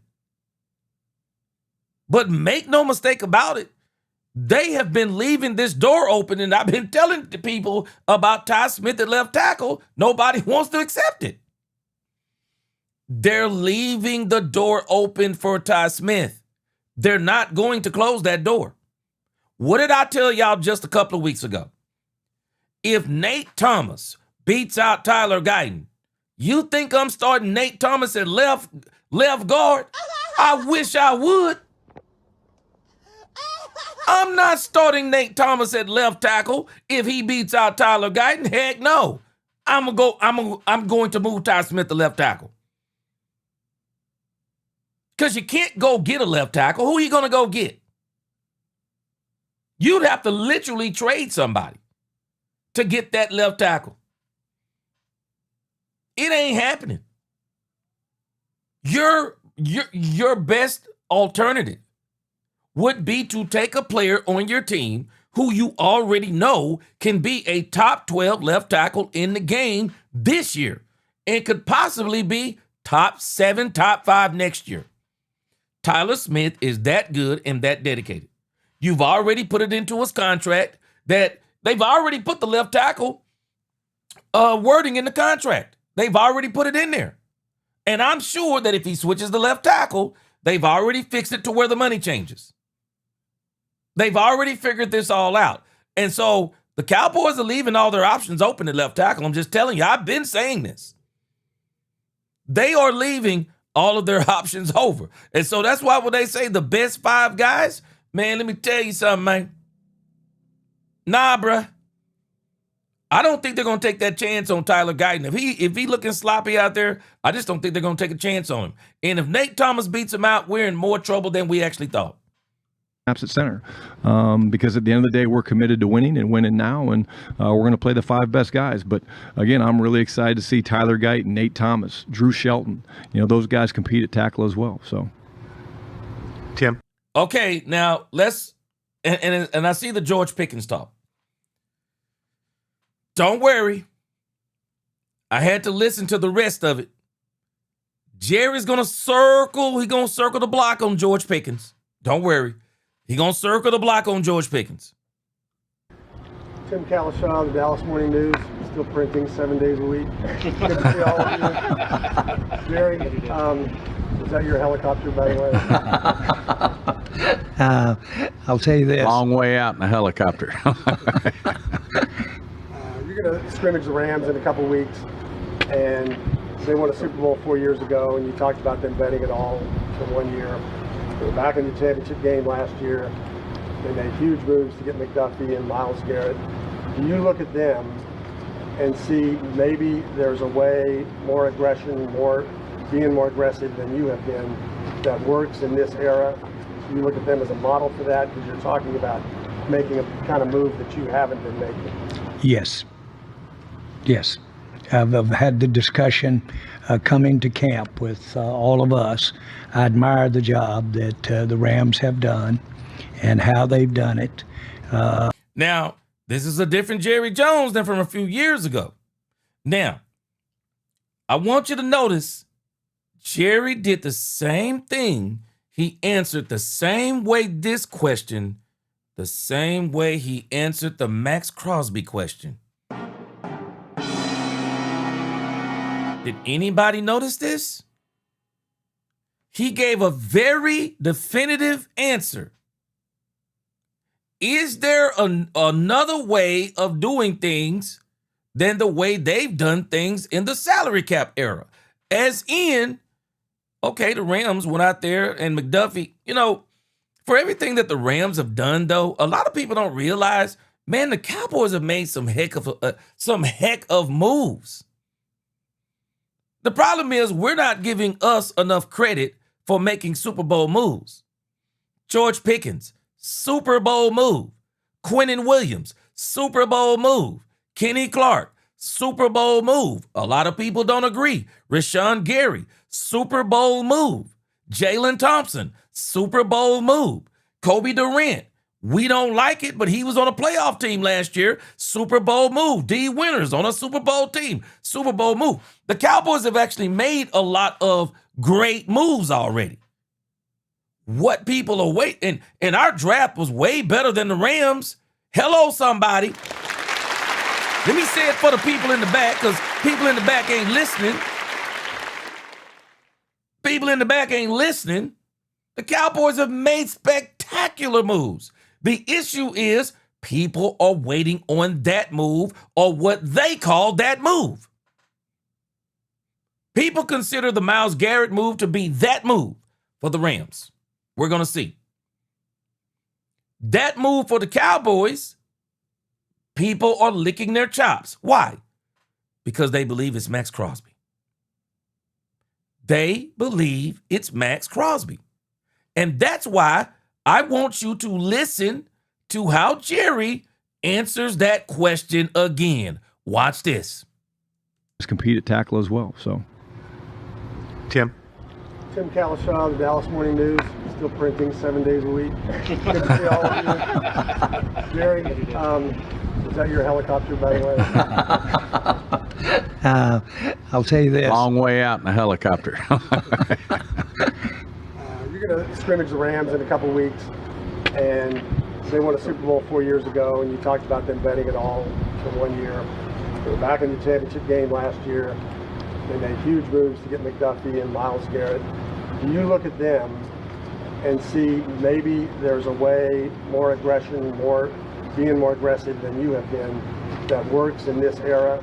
Do you look at them as a model for that? Because you're talking about making a kind of move that you haven't been making? Yes. Now, let's bring the whole conversation full circle. Sean McVay, does he make the Myles Garrett move? If he doesn't make the McDuffie move? If he doesn't make all the other moves they did first, and then they got Myles Garrett? Now, Jerry, back in the day when Jerry was talking crazy and saying he didn't like what the Rams did, understand this. Jerry was building the team different then. Y'all remember these dumb statements? We only go as far as Dak take us. Go into the playoff game with no linebackers. But we got Dak Prescott and we're paying him $60 million a year. Jerry's mind wasn't thinking the way it is now. But the way Jerry's mind is now, you can hear it in this entire conversation. It's this simple. What the Rams did, we may see the Cowboys make a similar type move only if what? This team is ready right now. That's it. Sean McVay got Myles Garrett after all the other moves that he's been making over the last couple of years. That includes Davante Adams and others. Then he goes and makes all the moves that they made before they got Myles Garrett. And now they're saying, think about it, you got Puka Nacua, you got Davante Adams, you got a good running back room. Now you went and got Myles Garrett. You already had another pass rush to go along with another pass rush to go along with Verse. You already had another pass rusher. You got Myles Garrett. You went and fixed the back end of the defense. You went and did all of that, and that's why the Rams said, hey, I think this team is good enough that now Myles Garrett can come in and make that difference. So Jerry is saying yes now, because Jerry is starting to feel the same way, like, okay, if everything looks the way that we think it looks, we'll give up that first-round pick for next year. We may even give up a first and whatever else we got to get. We'll go get Max Crosby or someone else. We don't have to put our minds just on Max Crosby. Max Crosby or somebody else. Because that'll be the move that we think that now that we got a great team, that may give us that little edge that we need to push it over the edge. This is where Jerry is. And that's why versus when we heard him in that Netflix special back in 2023, because I think that's where that film was from, skip to 2025, now Jerry has a different attitude. He likes what the Rams have done. But look at what they've done in totality. Don't boil it down to Max Crosby. No, look at all the other moves they made before they got Max Crosby. Jerry is feeling the same way, like, I think we've made some moves. And I think the Cowboys' moves have been as good as the Rams, if not better. We're only waiting to see what the team looks like to say, are we good enough to say, all we need is one more player to push us over the top. Same thing Seattle did last year when they came and got DeMarcus Lawrence. And it don't have to be Max Crosby type player. It don't have to be Max Crosby. It could be just another player who's out there and we might not have even thought of this player. Player may be good enough. So we're going to see. This is why Jerry got got that grin on his face like a Cheshire cat. Yes. I've had the discussion coming to camp with all of us. I admire the job that the Rams have done and how they've done it. That swapping quarterbacks was gutsy. And so that's the 2023 conversation or whatever that was. That's the Jared Goff, Matthew Stafford switch. They've done it. They've done it and moved. Yes, I admire the way they have put teams together and the way they have competed and sustained the competition. Yes. New Jerry Jones. Not being disingenuous. Because before, he just kind of blew that off, but not this time. Brian, when you look at last year, you're an offensive coordinator coming in. The offense was great. The defense was not.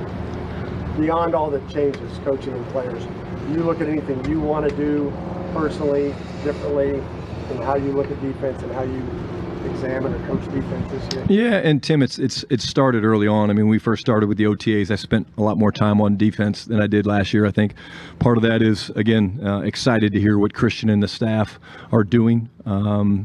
Him coming from the Fangio tree and the problems that it's kind of given us over the past, 10, 12 years of my time calling plays.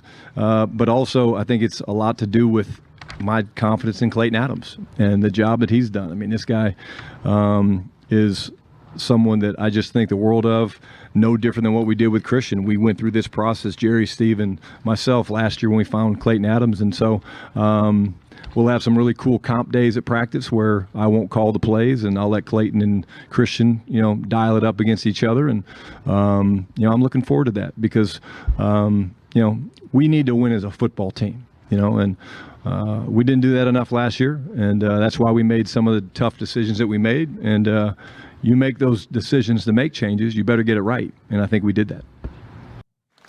Yeah.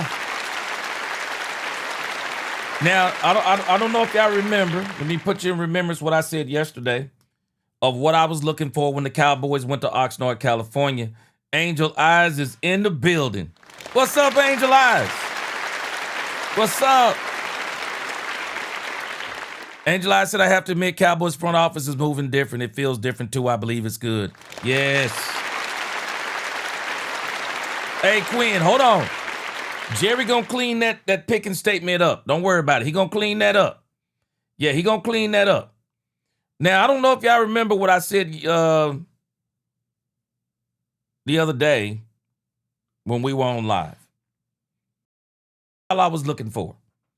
And Schotty is already answering that question. Year 2 Schotty is what I'm looking for. How does he manage the whole camp? What did I put at the fourth one? How he manages Christian Parker. Yeah, how he manages Christian Parker. Because Schotty is going to be able to do something now with Christian Parker he could never do with Matt Eberflus. Schotty had to take, he literally, you could tell, he basically had to just take, he had to pull a power move on Matt Eberflus. And the way he did it was real slick. Announcers to the media, yeah, I'm going to be in the defensive room now. I'm going to be in the defensive room, going to go over there across the hall, whatever the case may be, blah, blah, blah. You can tell by the way Matt Eberflus was moving, he didn't appreciate that from Brian Schottenheimer. He didn't appreciate it. But Christian Parker, he's younger, a lot more respectable, a lot more respectful of a Brian Schottenheimer. Christian Parker is in his what? Early 30s? Schotty's in his early 50s? He looks at Schotty differently than Matt Eberflus. Eberflus didn't look at Schotty as in a head coach. I guarantee you. He looked at him as in, yeah, you are the head coach, but I've been a head coach. I know more than you. I don't need you over here in my business. It wasn't until his failures that Schotty really started getting in his business. With Christian Parker, he's not going to have to worry about that dynamic because he hired Christian Parker. Yeah, man, I hired him. Yeah, I hired you, Christian. In essence, you're my defense coordinator. And I'm going to do everything I can do to get you to be successful. And I'm going to be in that defensive room. I'm going to be watching what you're doing defensively in training camp.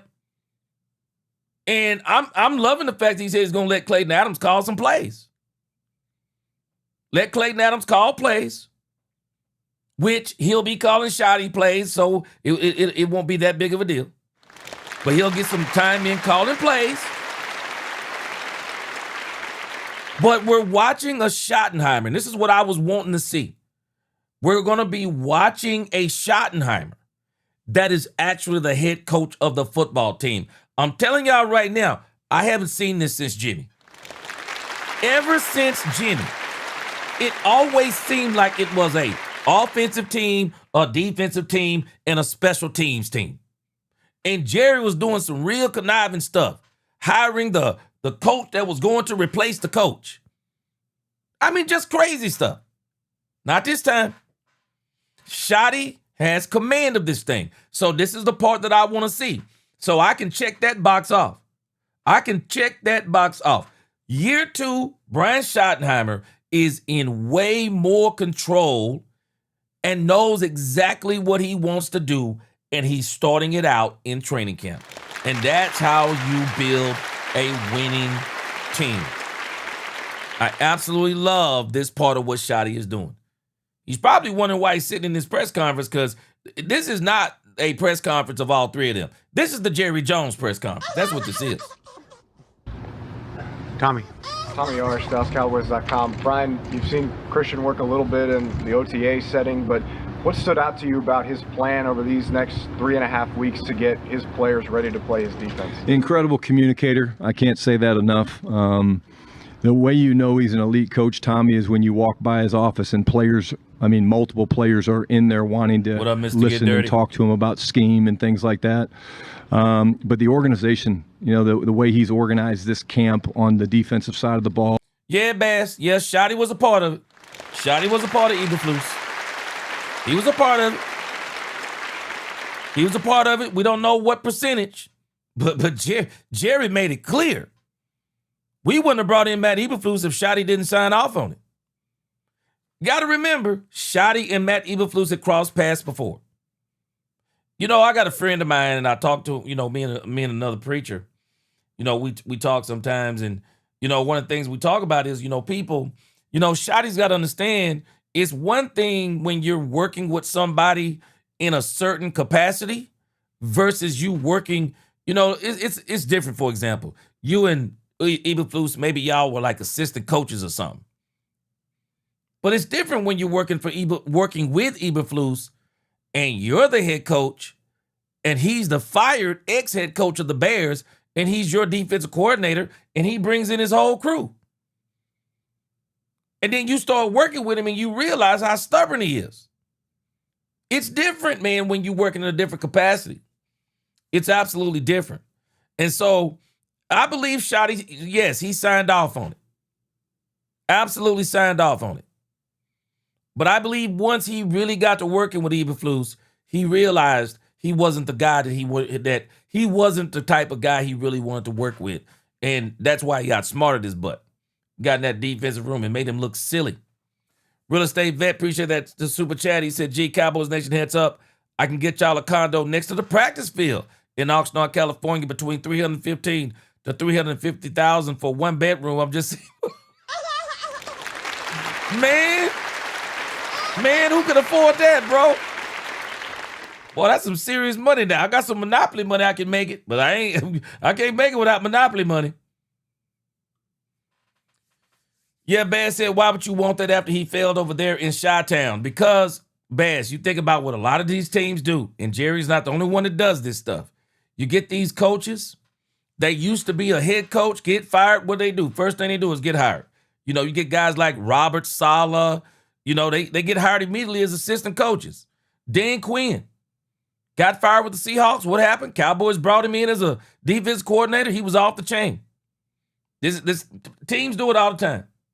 All the time. Frank Lawrence said Cowboys fans who said Pickens would never play on the franchise tag are now worrying about him not playing in 2027. Getting a little ahead of yourself. You think? Yeah. Jerry gonna clean it up. You'll hear him in a moment. He'll clean it up. Bernard Field said, gee, the Joneses tried to make things right with Eberflus from his last stint. Yep. They thought that he was going to redeem himself, but he didn't. That was the issue. From the individual section to the tackling circuit drills to the ball disruption drills to the install packages from first and second down fronts, pressures, coverages, things like that. He is a first-time coordinator that doesn't act like a first-time coordinator. How difficult is it to, in your first year doing it, you had it as a head coach last year, like you mentioned, this is his year as a coordinator, to put together a plan like that for the first time? I think if you've never thought about it in your years prior, it's really hard. But Christian's been preparing for this for 4, 5, 6 years. He's known that this is where he wanted to be in the defensive coordinator's chair of an NFL football team. And again, maybe the hardest working coach I've ever been around. And That's why we're so excited about not just him, but the staff that we put together. The amount of hours that went into identifying the strengths of Christian Parker, Chidera, Derek Ansley, these guys, I mean, it was tireless. And so that's why I laugh about it was a quiet offseason. It was on the outside, maybe with storylines, but for us, we worked our asses off. Cowboys. I'm excited to finally see it all come out into real football. Yeah, that's it right there. Michelle. What up, Blaine? Jerry, do you personally feel pressure to win this season? Yes. Yes, I do. Now, y'all might not realize this. This is a different Jerry Jones. Very definitive answer. He's not giving you the story of the bullfrog and the scorpion. He's not giving you the story of the riverboat and the windmill. Jerry's not giving you all them crazy analogies. Jerry is giving very definitive answers. Yes. And now, let's go back. I don't know if Brandy is still on, but do y'all remember when Brandy said this?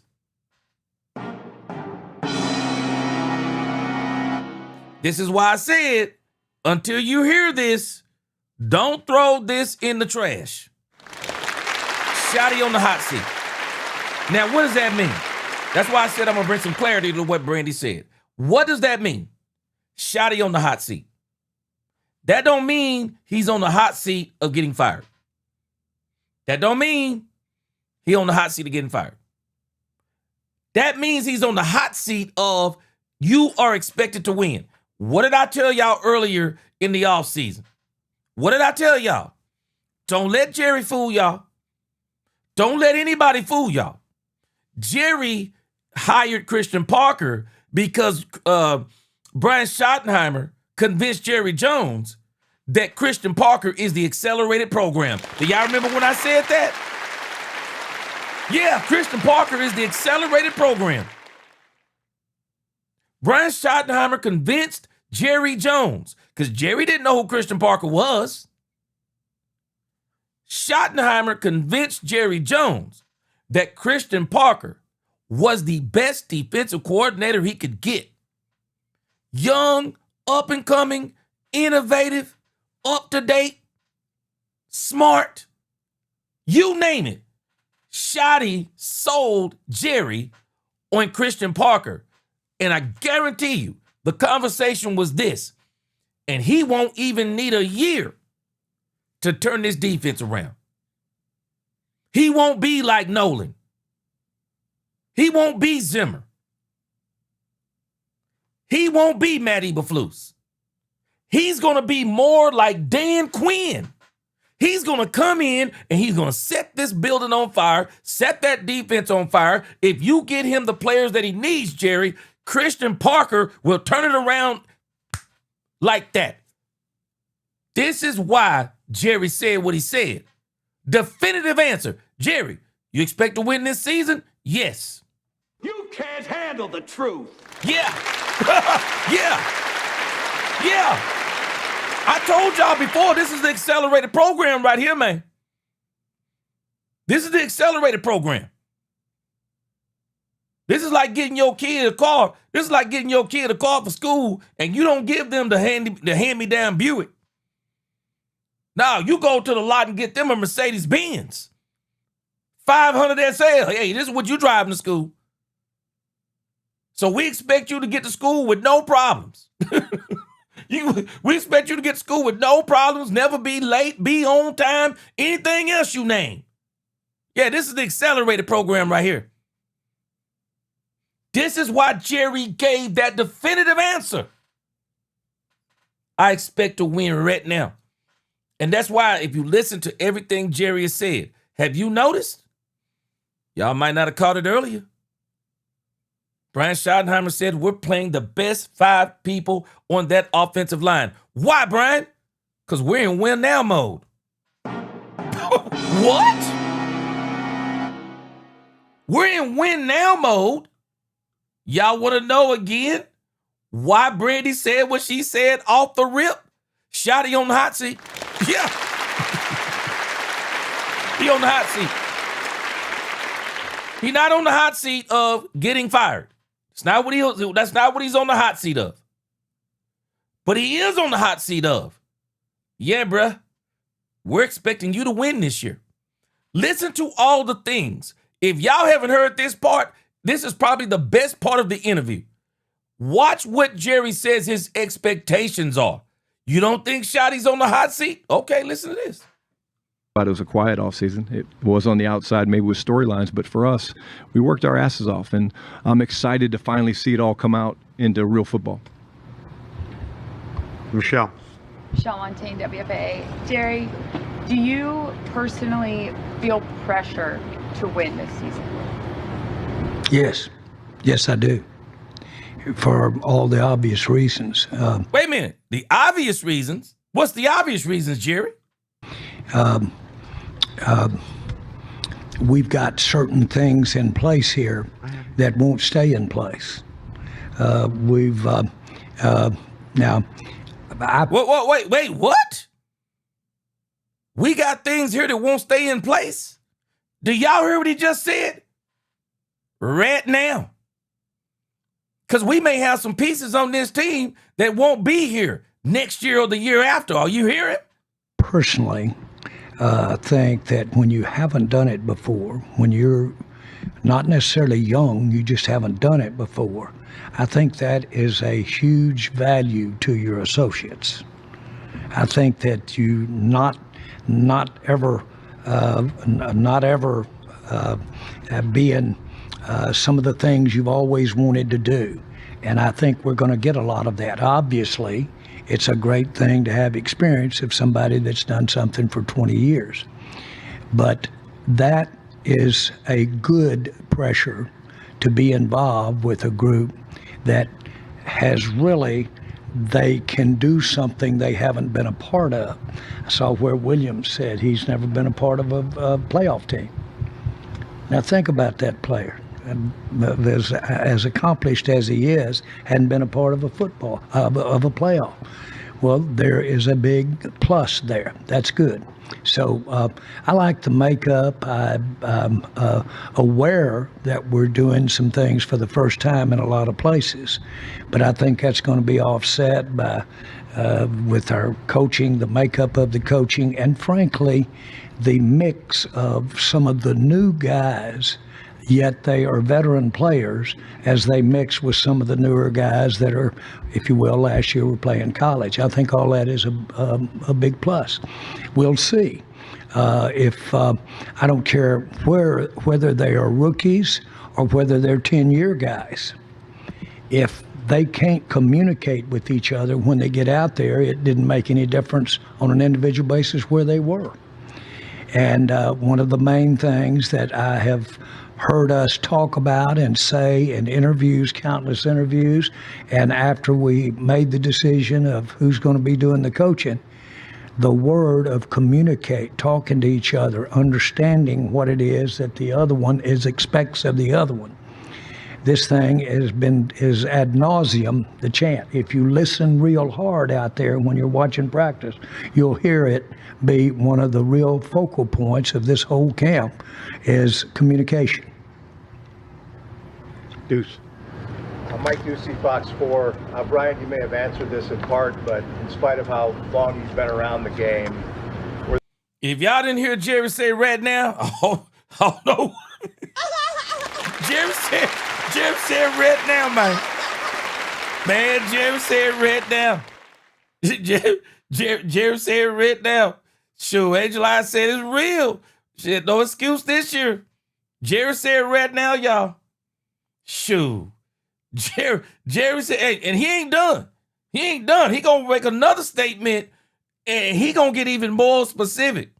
Yeah, said tonight, Jerry finally realized this time is limited. Shoo, no more nights at the club. No more nights at the club, man. Yeah, Bad said he knows he been up to that BS. Now Schotty's mortality has made him realize he got to see one before he departs. You got to get him another one. You got to get him another one, Bass. Are there things, or maybe one thing in particular you experienced having gone through this yourself the first time last year that will serve you especially well in year 2? Yeah, I mean, Mike, it's a longer story than just one response. I mean, you learn things every day when you go through this process. I think, there's countless lessons that you learn. I'm real big into doing after-action reports on everything that we do, from the way we, grade film, the way we throw a practice, the way we have a mock, the way we have a meeting, things like that. And I'm also real big on not rinsing and repeating. What I mean by that is I don't like the first team meeting to feel like the same first team meeting that was last year, right? I think players in this era tune you out. So, but the big thing coming out here is I want us to practice, and I want us to have, really physical practices. And, we know how to practice the right way. We know how to. I'm going to tell y'all something to get ready for.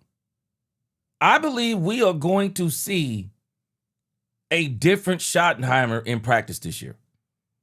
I believe he is going old school, Jimmy Johnson, Marty Schottenheimer, old school. And I'm telling us, y'all remember last year he had these guys running and restarting practice and all this? Schotty going to be hard this year. Schotty is going to be hard on these Cowboys this year. He taking off the gloves, man. He done take off the cooking mitts. Man, he getting them pans out the stove with bare hands, man. Schotty is going for real, y'all. He going for real. Tech one another, but we're excited about getting out there on the grass and playing real football, and but there's a number of things. I'm always learning, and I honestly lean on everybody. I lean on the players. I lean on Jerry and Steven and Will, and the way I make decisions is by talking, and it helps me to think out loud like that. Jerry, Super Bowl's come up a dozen times here already. With that said, what would have to happen for you to consider this a successful season for your football team? Uh-oh. Y'all get ready. Jerry about to unleash, man. Oh, I think to contend for a Super Bowl, which would, if you contend, you got a real chance of being in it and being in the game. I think those are the kinds of things that I don't believe are an outlandish or a reach to expect. What? What? Y'all hear it? Jerry is about to unleash. Did y'all hear what he said? Let me put Brandy's statement back up here again. Y'all remember when Brandy said this?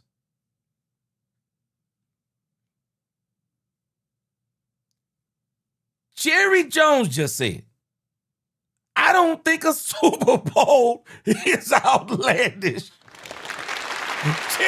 Jerry just said, I don't see a Super Bowl as outlandish. I'm not telling y'all Schotty is on the hot seat as in fired. He's on the hot seat of production, of expectations. Man, let me tell you something.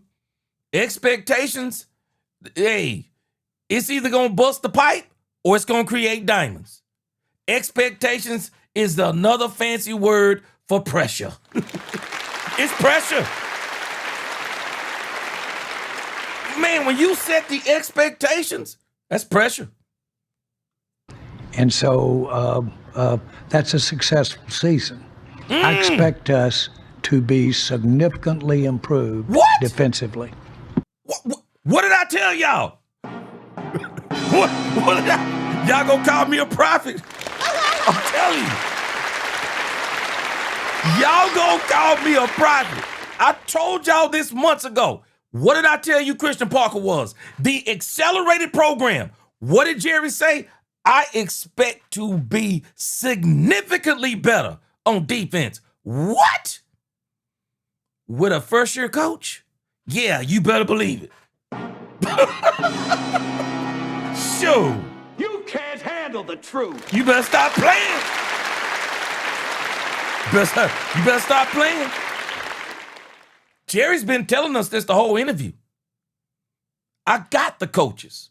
I got the players. And I'm ready. If they show me they're ready, I'll go get them something else. But I got expectations. Jerry said I got expectations. And Baz, I love you said show me first, don't tell me twice. Baz, Do you know Jerry Jones is saying the same thing? You can't handle the truth. Hey, Schotty, you told me that you're going to give me the best culture in football.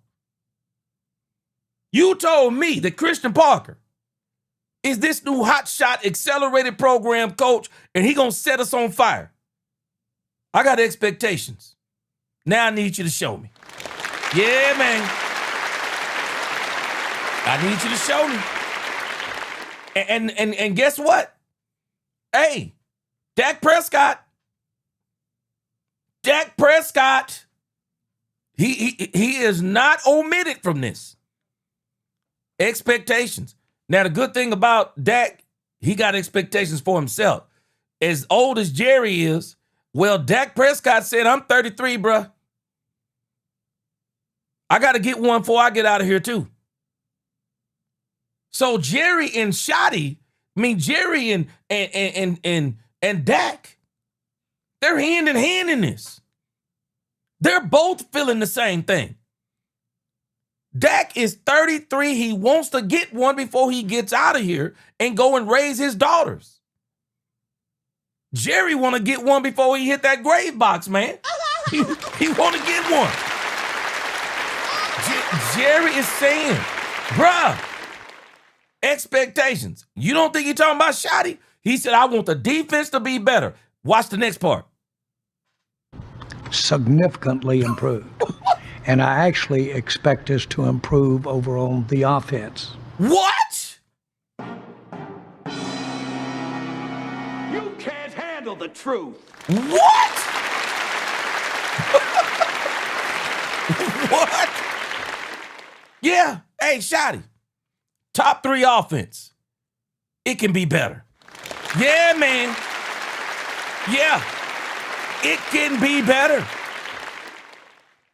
Jerry's got expectations. That's why we're saying he on the hot seat. Not isn't getting fired. But he's on the hot seat of, bruh, we're not giving you a year. We know you got a new coach and all that. We're not giving you a year. Nah, we got the accelerated program. It's called Christian Parker. We want results this year. And I expect the enthusiasm that Coach has talked about here to be contagious on the field. What? And if some... What? The enthusiasm the coaches told you? Do y'all hear what Jerry is saying? Yeah. Y'all told me that if I went and did this and got this and hired him and hired her and hired whoever, that this is going to translate on the field. They're going to play well. They're going to be enthusiastic. Yeah, I expect to see it. Yeah. I don't know about y'all. I've never heard Jerry talk like this. I've just never heard Jerry talk like this. Something like that happen, you can have somebody get in the big hunt and get in the deal that maybe a lot of people didn't think were ready for it. So let me just say this: there's no way that I would do anything that would delay until next year or the next year to try to get to a Super Bowl this year. What? What did Jerry just say, y'all? You can't handle the truth. Jerry said, I'm in right now. Jerry said, I'm in right now. And I want results. Boy, I ain't heard Jerry talk like this, man. Not like this. This is very definitive talk from Jerry. Now, y'all might not remember, I pointed out a few weeks ago. Christian Parker said what? Mr. Jones has a very clear-cut plan and expectation for this team.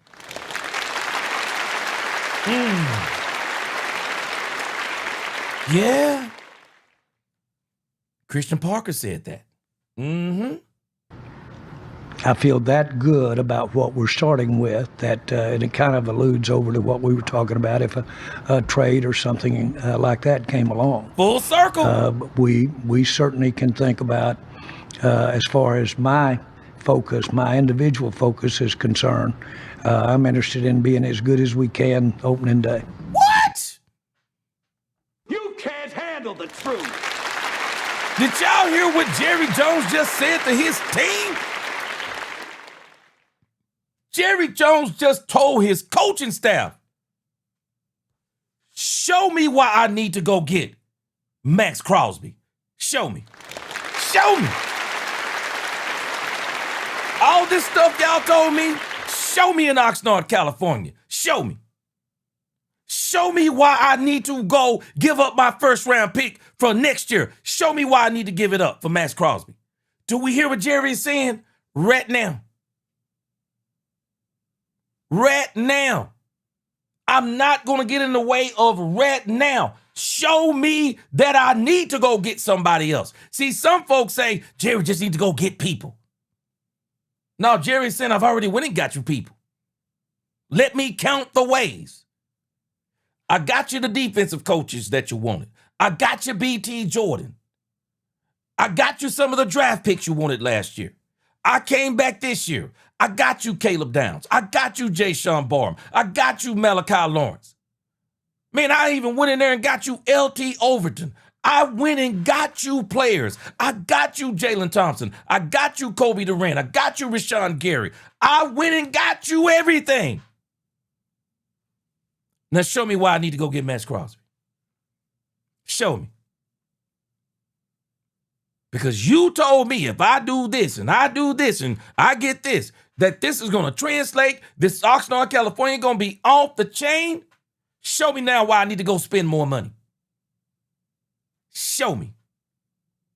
Yeah, man. It's called ROI, Return on Investment. See, some people don't understand how business works. When I go out there and I start making investments, I want to see some of those investments play out before I say, now I'm in. Now I'm about to give you boom, boom, whatever it is. Shoot, Jerry said, show me, man. Sean Wallop, now Jerry been quiet. Jerry has done it. That's what he's saying, Sean. No, he's saying, I've done it. I have literally went out there and got you everybody, everything that you wanted. I swung for Max Crosby, didn't get him. I swung for the linebackers, didn't get him. But I still went out there and I got you some things. And you told me the things that I got you are good. Now I need to see it. Show me after what I've done. You don't get to keep getting. I was talking to my sons about investing the other day. You don't get to keep getting. When you start talking about investing, man, you got to show me some return before I say, hey, man, you know what? Here, take $20,000 of my savings. No, you got to show me something. Shoot, Jerry in. What up, football fanatic? Bass said somebody better tie Stephen Jones in the closet. When Jerry popped off, he said, you know, he may have an aneurysm of Jerry spit. Hey, you watch what I tell you. When Quentin Williams gets extended, get ready. Angel I said, I can't wait to see Caleb get down on the field. I'm ready too. Queen said, Vita Vea asked for transfer yesterday. Jerry talked to a team yesterday. I'm just saying. Yeah. Yeah. And that's why I say too, when you start talking about a player, Queen, we don't need to just hone in on Max Crosby. It could be another player. It could be another player. Because if you can get this left and right tackle together, your offense is literally unstoppable. It's unstoppable. You might not need a Max Crosby. You might just go out there and say, okay, we got our offensive line situation to the point that we're almost unstoppable. So now maybe we don't go get Max Crosby, but maybe we go get another one of these players that's out there on the open market. I'm just saying. But I love what they're doing. Clarence. There's so much talk. We're talking about a quiet off season, and I guess you could have dropped the mic right there. It could have been over. What we mean is there's no drama, right? Not that you ever done any work. Did you learn anything from last year dealing with Micah and how you dealt with Pickens to eliminate drama this offseason? Well, there were two different, really, two completely different situations. And Sean, you don't want to take my word for it. You and I, we gonna see. We gonna see. Jerry said, I want to see it. And this is really, if you think about it, Sean, this has been their conversation. They want to see it. Because if you show us, if you show me that we're where we need to be, I'm going to go get you another player. Yeah, I'm going to go get you another player.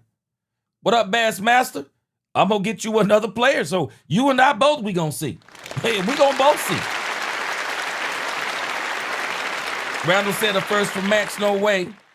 Hey, maybe we can get him in a desperate situation.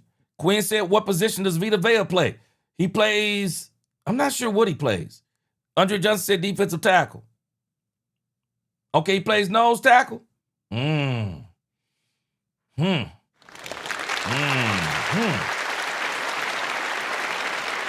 see. And different people. I want to give Schotty really accolade for how he worked through this with George, and in terms of not him, but how he helped us communicate and work through it. What up, Eric Black? This can be a very win-win thing that we've done here, us, George, and George being on the team. Make no mistake about it, George could be a cowboy for the rest of his career, and that'd be a long time. Make no. Oh, boy, I was so glad when Jerry said this. Because I'm telling you, man, the way Jerry threw that first one out there, Jerry just made it sound like basically that George Pickens was gone in the wind. But I don't think that's the plan. I don't think that's the plan with George Pickens. I think the plan with George Pickens is the Cowboys are going to extend George Pickens.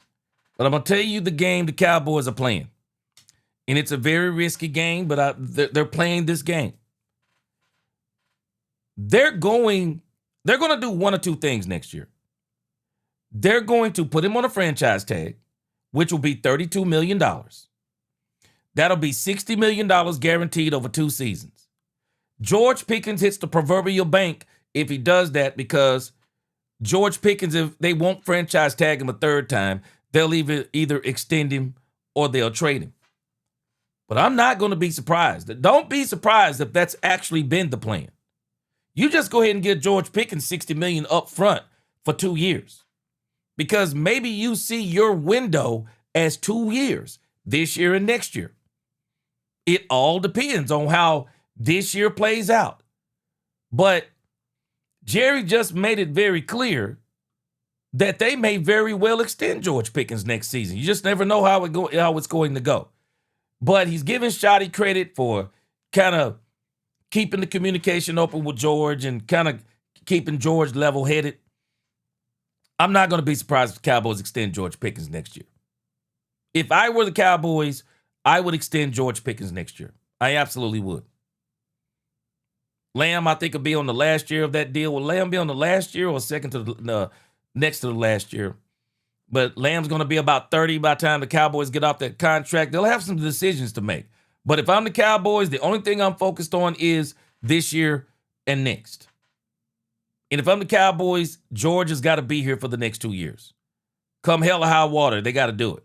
So I believe it's either going to be another franchise or they're going to extend him. But I don't think they're going to trade him. I don't think they're going to trade him.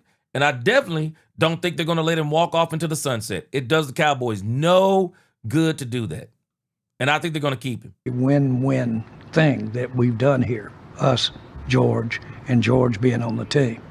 Make no mistake about it, George could be a cowboy for the rest of his career, and that'd be a long time. Make no mistake about it. Yeah. This just fit for us, and thank goodness it fit for him. and we got it done. And let's look at that. It's not uncommon with these teams around the NFL to have this tension going on regarding players and contracts and things. We, of course, are focused when it's us, but this is not uncommon. I said the same thing. If this was another team, we probably wouldn't think about it the same way. To have happen. It gave us an opportunity, the process gave us an opportunity to make some decisions last year. A lot of people disagree with some of the decisions that we made, but it gave us an opportunity to make some decisions. I think going forward here, we're going to see, hopefully, the positiveness of some of those decisions reflected in this year's football team. Nick. I want to talk about the cornerback room. Obviously going to be one of the more heated competitions you guys see out here in Oxnard. What's your confidence level and how excited are you to see that competition? Yeah, I'm really excited. I think, when you look at, from top to bottom, Daron obviously did a great job coming back. He feels great. Excited to get him back out there. Siobhan Revel was finally, feeling great, and I thought he had a really good offseason. I'm really very, very pleased with the ability of, DA and Ryan Smith and Christian Parker to, really dive into the finer details of how you play certain coverages and the techniques. Like they spend, ad nauseum amounts of time talking about fundamentals over scheme. We all have the same scheme. It's the way you teach the fundamentals that make the difference. I thought Kobe Durant was an awesome pickup for us. Darren Kendrick.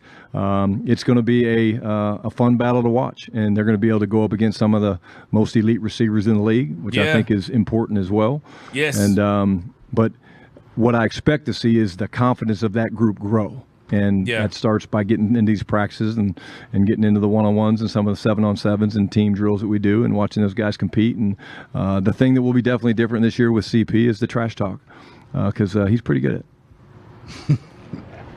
Before we close out, I want. Yeah.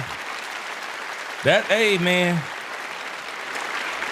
It don't get no better than that. That was just a lot of great insight, man. Absolutely a lot of great insight. A lot of great insight, man. A lot of great insight. Jerry has expectations for this team, and I told y'all this before. This isn't nothing new. The only difference is you now heard Jerry Jones say it. But I told y'all before, when you look at what they've done for this team, Jerry has expectations.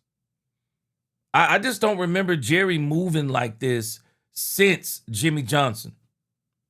I mean, Jerry has gotten players from time to time, but he has really got some players on this squad. He had a great draft, and they got expectations. They're expecting to win. Gaming with Eric, I think Dak's going to take a pay cut. I think Dak's going to get extended next year. I think he's going to. I think he'll get money. It's not that he's not going to get money, but I think Dak's going to take I think he's going to give the Cowboys a discount. I don't think Dak's going to be worried about an extra $10 million. I just think when you get to a point when you're in that mid-30 range, and especially, far be it for me to tell somebody how to spend their money. But if I'm Dak Prescott, and I'm not going to be mad whichever way he goes, I don't get to control somebody's money. But if I'm Dak Prescott, yeah, I'm gonna get that extension next year, and I'm gonna take a pay cut. Yep. I don't have to play for $60 million. I'll figure out something else. But I gotta keep George Pickens. I gotta keep George Pickens, man. I really do. I think he really is gonna help the Cowboys get what they're going for over the next few years. Blaze said Vita Vale would be a great anchor to a 3-4 defense bridge and help mentor Jay Toya. It's funny, man. Brian Schottenheimer said there's a lot of people that want to be a part of what the Cowboys are doing. I'm just wondering who these people he talking about is. Who are these people he talking about? I want to know who them people are. I want to know who them people are. There is no doubt in my mind. I want to know who those people are. But again, there's a lot left to be revealed about this team over the next few weeks. So I'm very excited about it. All right, let's go to this Nick Eatman piece.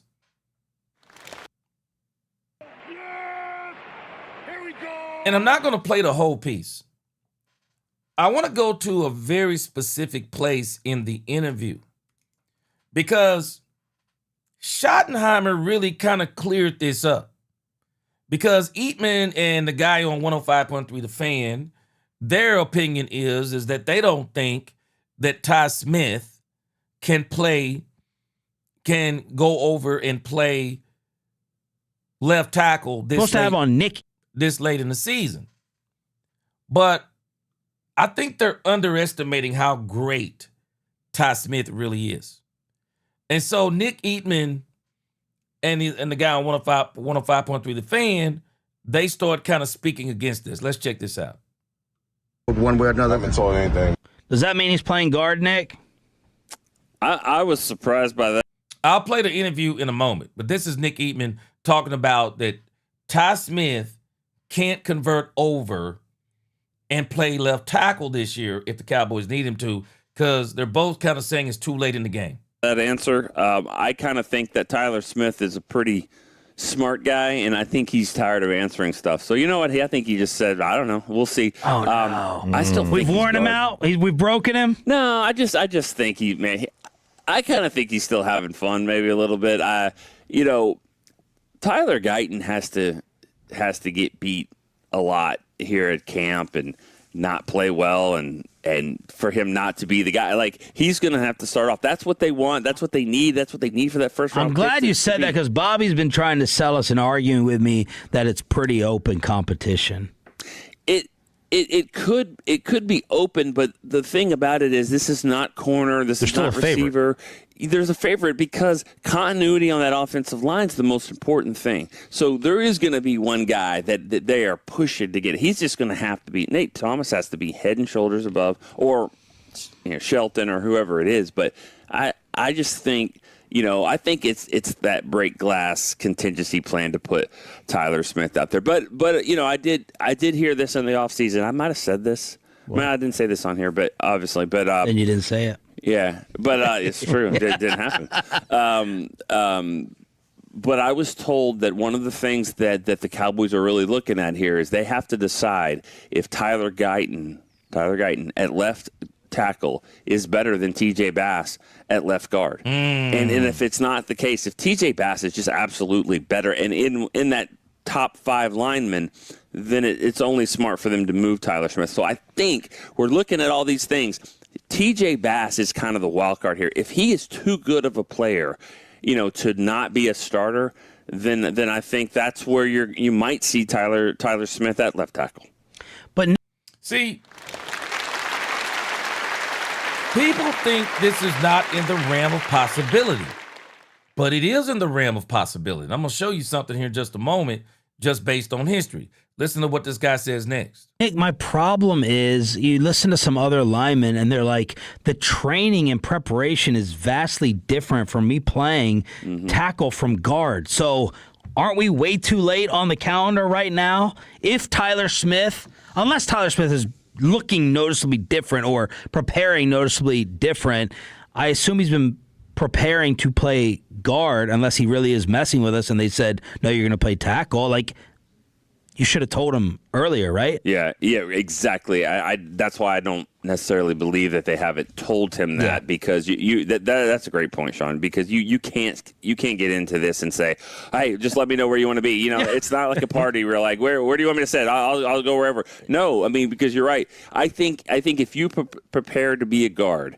all offseason, even a great one like Tyler Smith, and then you get moved out to tackle, then I think you're probably having a chance to be a good tackle this year. But I don't think he's going to be elite. I just don't think he is going to be an elite tackle. I don't know if Larry Allen was an elite tackle when he did it. Zach Martin knew he wasn't going to be elite. Nate Newton wasn't elite tackle. They played it. They could do it. They were better at guard. They know they're better at guard, and I think that's where they probably should be, unless they just have to have him out there. What are you most interested in hearing or asking at the presser? Okay, now we're going to keep this right here because we already know what his major question was at the presser, because we just heard him at the presser. And at the presser, what he was asking was about Ty Smith. Now, I'm going to tell you something about these guys that they don't understand. they're talking from a perspective of common sense. But when you start talking about an athlete like a Ty Smith, you're not really talking much common sense as much as you're talking about a guy who is elite, not just as a left guard. He's just an elite offensive lineman.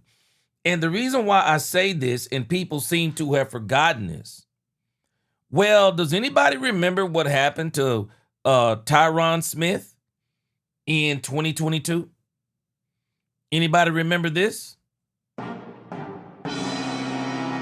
Daron Smith suffered a severe hamstring injury in Ty Smith's rookie season.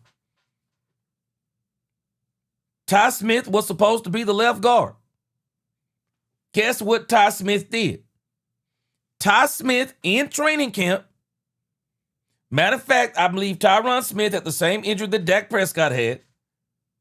Ty Smith switched over in training camp, played left tackle, played 16 games at left tackle for the Cowboys. And I don't know what Nick Eatman is talking about. No disrespect to him. Tyler Smith not only played left tackle, he was elite at left tackle.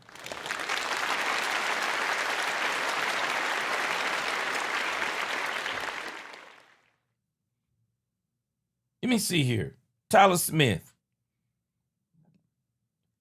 He played extremely well in 2022 as a left tackle. He played extremely well. Tyler Smith would be elite at the left tackle position. There's no doubt in my mind. And I don't think this left tackle situation is an open competition. You know, I know Schotty said it's an open competition. I don't think it's an open competition as much as it is if Tyler Guyton doesn't live up to being the left tackle the Cowboys want him to be. No, they're doing something else. Bottom line, they really have no choice. Schottenheimer and Jerry Jones have both expressed it. They're in win now mode. They don't have another year for Tyler Guyton to be out there and be experimenting, saying we're going to let him get better as the season goes. Nah, bro, he better be good by the time they come out of Oxnard, California. And the big thing for him, you know, when I think about Tyler Guyton, I'm pulling for Tyler Guyton, is Tyler Guyton just got to stay healthy, man. Just got to stay healthy. Not only stay healthy, stay out there on the field. If he stays healthy, he stays on the field. If he stays on the field, he gets better. That's what we're needing from Tyler Guyton. That's what they're needing. They just need Tyler Guyton to go out there and do what the heck they want that he's supposed to be doing. Go out there and be dominant. That's all they're asking him to do. Go out there and be a dominant left tackle. And so we're going to see what happens. We're going to see what happens with this whole Tyler Smith thing.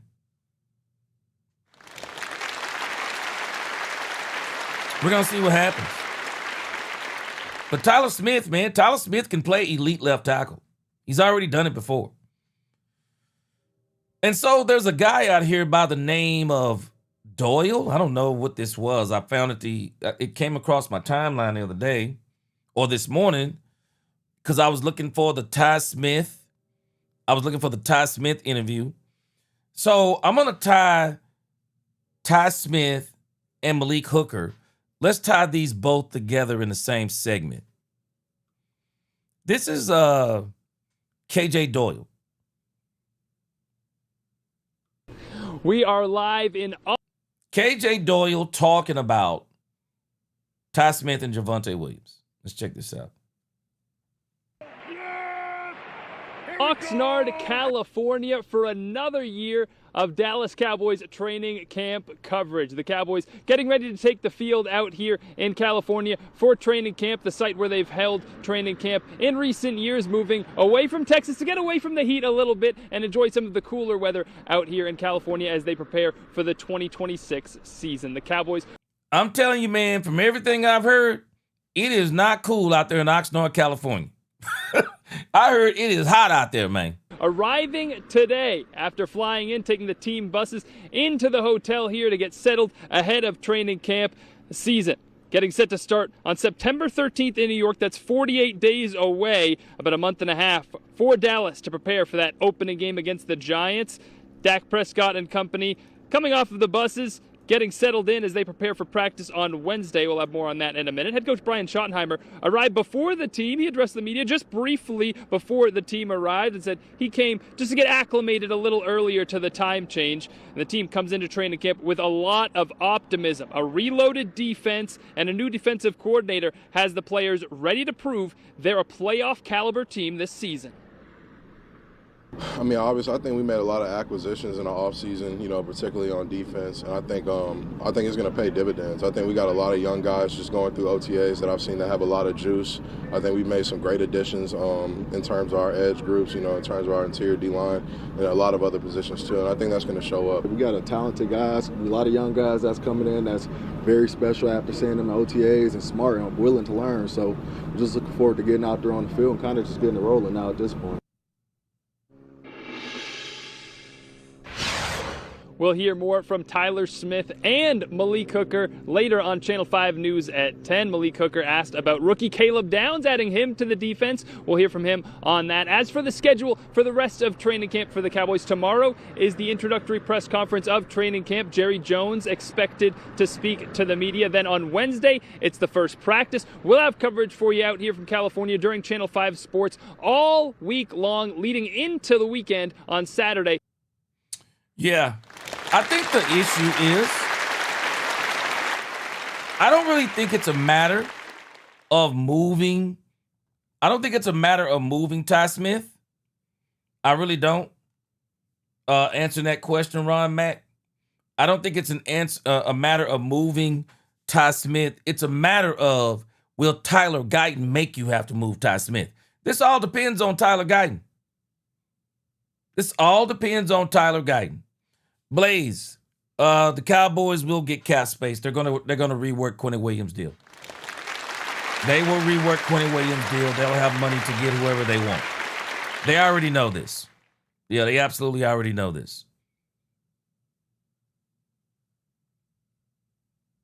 Yeah, they already know what they're doing. So they're gonna go out there and they're going to redo Quentin Williams. Stephen Jones has already mentioned as much. They're going to redo Quentin Williams.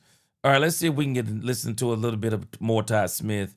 I got clips. You know, Schotty makes those decisions. You know, wherever I do line up, you know, I'm going to be at the best. This is him talking about playing guard again. Camp or tackle?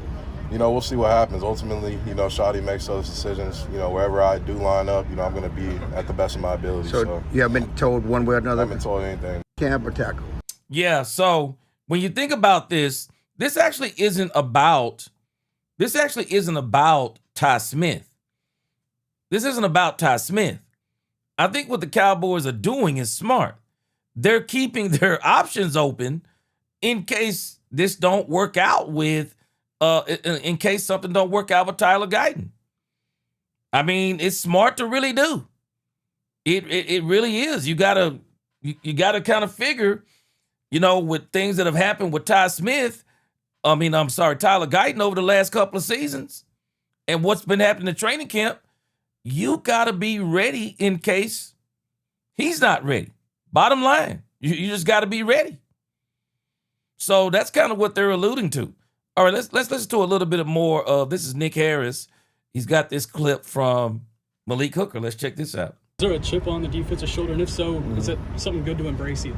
Absolutely. You know, we always had, you know, on paper, you know, talented defense, but it's not, you know, just about being talented. It's about putting it all together and being disciplined with it, which we felt like we haven't been this past couple of years, whether that be throughout the playoffs, you know, simple penalties and giving up big plays just off of miscommunication. We're looking forward to, just kind of putting it all together and building off of that. Because like I said, we got a talented guys, a lot of young guys that's coming in that's very special after seeing them at OTAs and smart and willing to learn. So we're just looking forward to getting out there on the field and kind of just getting it rolling now at this point. Is there a chip on the defense?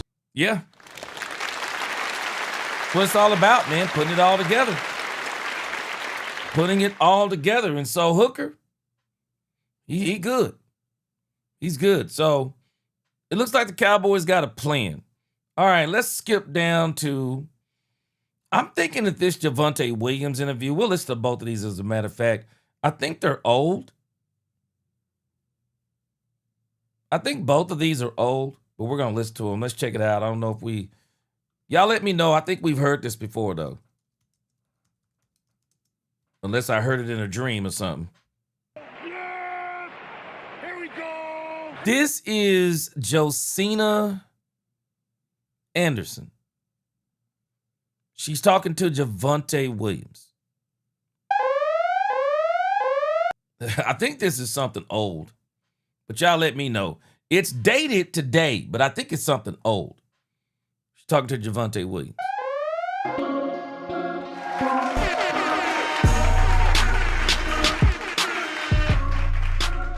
Mr. Girl Josine Anderson hosted the Exhibit show on the Exhibit News. Okay, I think that did say 2025. If it is, we're going to go to Daron Bland. Let me see. Mr. Girl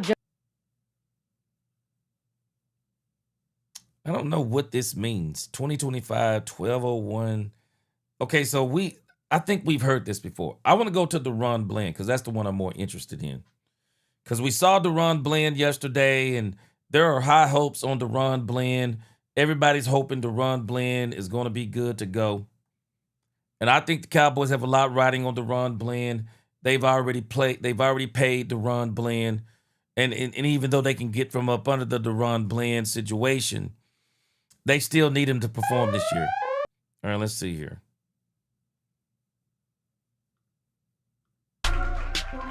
I'm Josina Anderson with the Exhibit News Network, and we're going to talk about the Dallas Cowboys with camp slated to start around the league this week. Now, the Dallas Cowboys defense allowed the most passing yards per game in the league last season with an average of 251. They were also just second in interceptions with a total of 6, while their former coach Al Harris, who actually had Daron Bland flourishing underneath him and led the league in interceptions in 2023, went on to help the Bears and that unit have a league-leading 23 last season. So now with Harris gone and Trayvon Diggs gone, who also flourished under Harris as well, I did catch up with CB1, Daron Bland, just to ask him about the questions that are opposite him in the Cowboys secondary leading into Cowboys camp this week. Take care of rehabbing the foot. How do you feel right now? I'm feeling good, way better than last year. Rehabbing it, especially. I haven't had no hiccups or anything, so feeling good.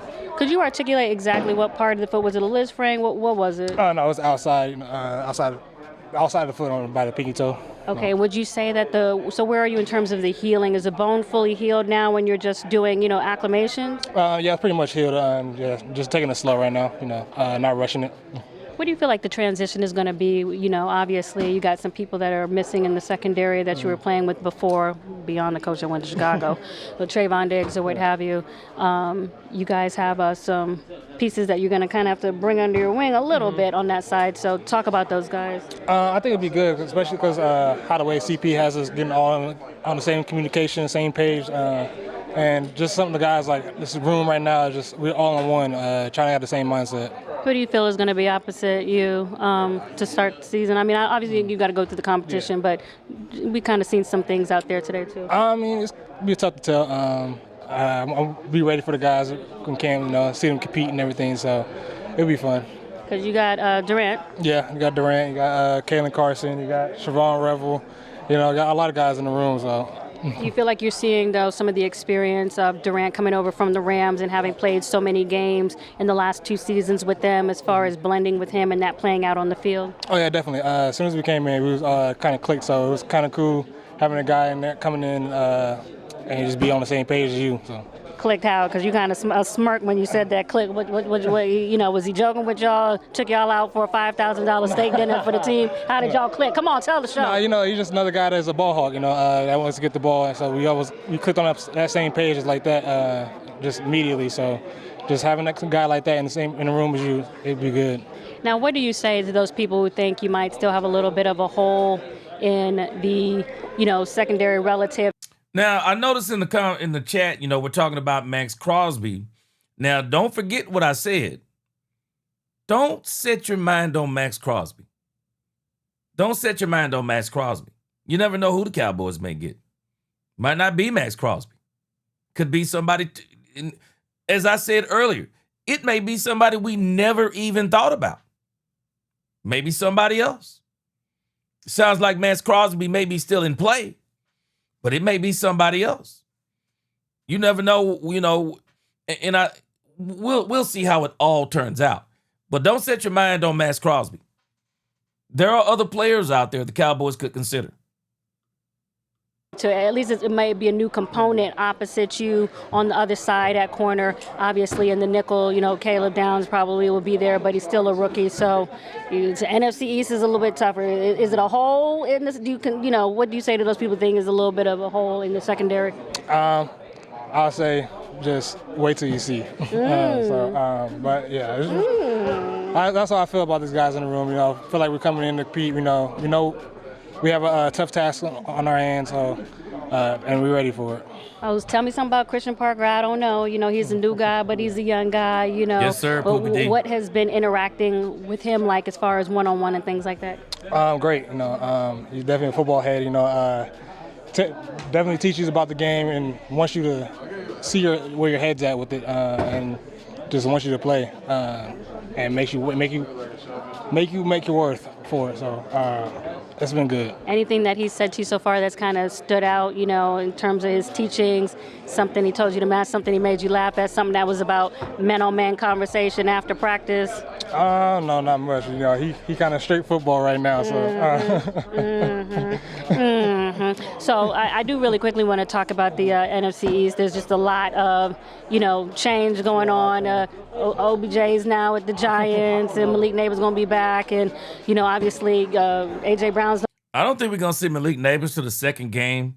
I'm definitely not worried about Odell Beckham Jr. No longer with the Eagles. What do you just think about the evolution of the NFC East? It's definitely different for me. Being on the side for 5 years now, it's definitely a whole different scenery when it gets to different guys. But I feel like it's gonna be a fun time.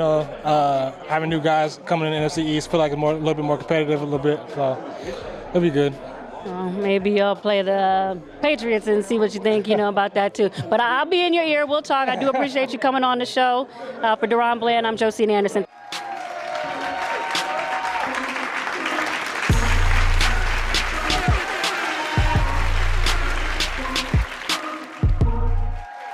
Yeah, that's Daron Bland. Okay, maybe that one with Javonte Williams isn't old. I don't know what that meant. Let's look at that real quick. She also talked to Javonte Williams. It looked like she had on the same outfit that day. Let me see. Okay, it is new. Just didn't look like it was new, but she talked to him on the same day, because that one with Daron Bland, that is definitely new right there. And this is her also talking to Javonte Williams. Check this out. The way both sides of the ball look on paper and on the field. So, as long as we can put everything together, I feel like we'll be all right. Now, the interesting thing is, how do you feel about the depth behind you? Because I think in some of the Cowboys teams in the past, used to seeing a little bit more name, power, RB1, RB2. So how do you feel about the combination, the committee of the running back, group with the Dallas Cowboys? Yeah, no, I feel good. I'm out there with them every day, practicing, working hard, and I see how much work they put in. So I trust everybody in the room. We all pushing each other and trying to get better. What's different about Dak this year? Obviously he's made some headlines on and off the field. So how do you think all of that has played into the version of himself that he's showing up with right now? Yeah, Yeah, a lot of stuff happened out the field, but I mean, he come in every day and act like everything is all normal. So, I mean, I don't really know the truth or nothing about that, but the way we don't want to know, but what we know is out there. I'm just saying, like everything that he collectively is balancing as a player. Yeah, I feel like he's doing a great job. He still comes in and work, be the pro and the leader of this team that he's supposed to be no matter what. So I got a lot of respect for him. What's up, Now, Gwen I was talking to Bowden? Daron Bland just about the evolution of the NFC East, and a lot has changed, with these teams. Malik Neighbors coming back to, the Giants got OBJ. A.J. Brown has gone now to the Patriots and all this other stuff. So when you think about where this team is with the skills on the team, how do you think, what are you thinking about the division and the competition and how you guys fare with that so far? Yeah, I feel like we at the top in every category with every team. Oh, the top. Yeah, the top for sure. But we just got to be able to put everything together. We got all the right pieces. It's all about is everybody going to come to play every Sunday, and can we stay healthy? So as long as we do that, I feel like we'll be all right. So what is different about you coming into this offseason, would you say, or just, are you heavier? You put on more weight? Doing anything different with your diet? You went to see the Michael Jackson movie? What? Nah, I really just the same thing I was doing last year. This lady crazy, man. All that. I'm trying to keep everything the same way I did last year, trying to replicate that or do even better. You ain't done 10 more push-ups or something? Nah, just a little bit. But there you go right there. But just grinding, working, and trying to stay on top. So did you see the Michael Jackson movie yet? No, I didn't. I know, because I was talking to Clarence and Calvin. They said I need to go see this. They don't really care or not. And they seen it at IMAX. I need to go see it. You going to watch it? It's on Google Play right now. You going to watch it? You said it's already out of the movie? Yeah, it's on stream I think now. it's on Google Play, but I don't know if you have to pay for it on Google Play. That's why I haven't done it yet. Yeah, I'll go watch it. I was waiting for you to slip me the free code. I'm waiting for the free 99 version. You know what I'm saying? Yeah, no, I don't got it. All right. So what you going to do after mandatory camp? Going to St. Lucia, Turks and Caicos, Ibiza? What you doing? Yeah, I'll probably stay in Texas. I just got a new house, so I want to you big money. Okay. I'm almost done packing, so probably the first 2 weeks, I'll probably just chill in the crib. You want to spend your vacation unpacking? Yeah, nah, that's what I'm doing now. I'm almost done. I'm saying, when I'm done, I'm going to probably stay for 2 weeks, then go somewhere, but I haven't really made my mind up. You haven't made up your mind? All right, you can just make up your mind where you want to go when you big money. You just decide on the spot. I know it. Go. Just wake up and go. Nah. All right, that's cool. Listen, I always appreciate you being on the show, Tar Heel, all that stuff. You always take care of me. So, best of luck for the rest of the season. Take care of yourself. Yes, ma'am. I appreciate you, too.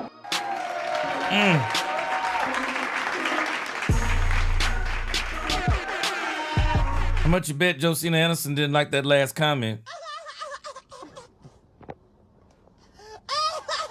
I bet you Josina Anderson didn't like that ma'am comment. How much you bet? I bet she didn't like that ma'am comment. Worley, you said let me find out, baby girl. What you talking about, baby? What you talking about, Worley? You trying to get Josina number? I bet she didn't like that ma'am comment. How much you bet? I bet she talked to him about that off camera. Ma'am? Boy, I bet she didn't like that, boy. But she said, ma'am. She didn't like that comment. I guarantee you. She didn't like that. All right, let's see. We got a couple more segments here. We're about to get out of here. I want to give y'all a Romo update. I want to give y'all the Tony Romo update. Man, I told y'all about Tony Romo yesterday, man. Shoot, man. Tony on some other stuff right now. Telling y'all right now, man. Tony Romo is on some other stuff. Tony Romo sounds like, from what I'm hearing, Tony Romo kind of had a little run-in with CBS, or at least that's the way this article makes it sound.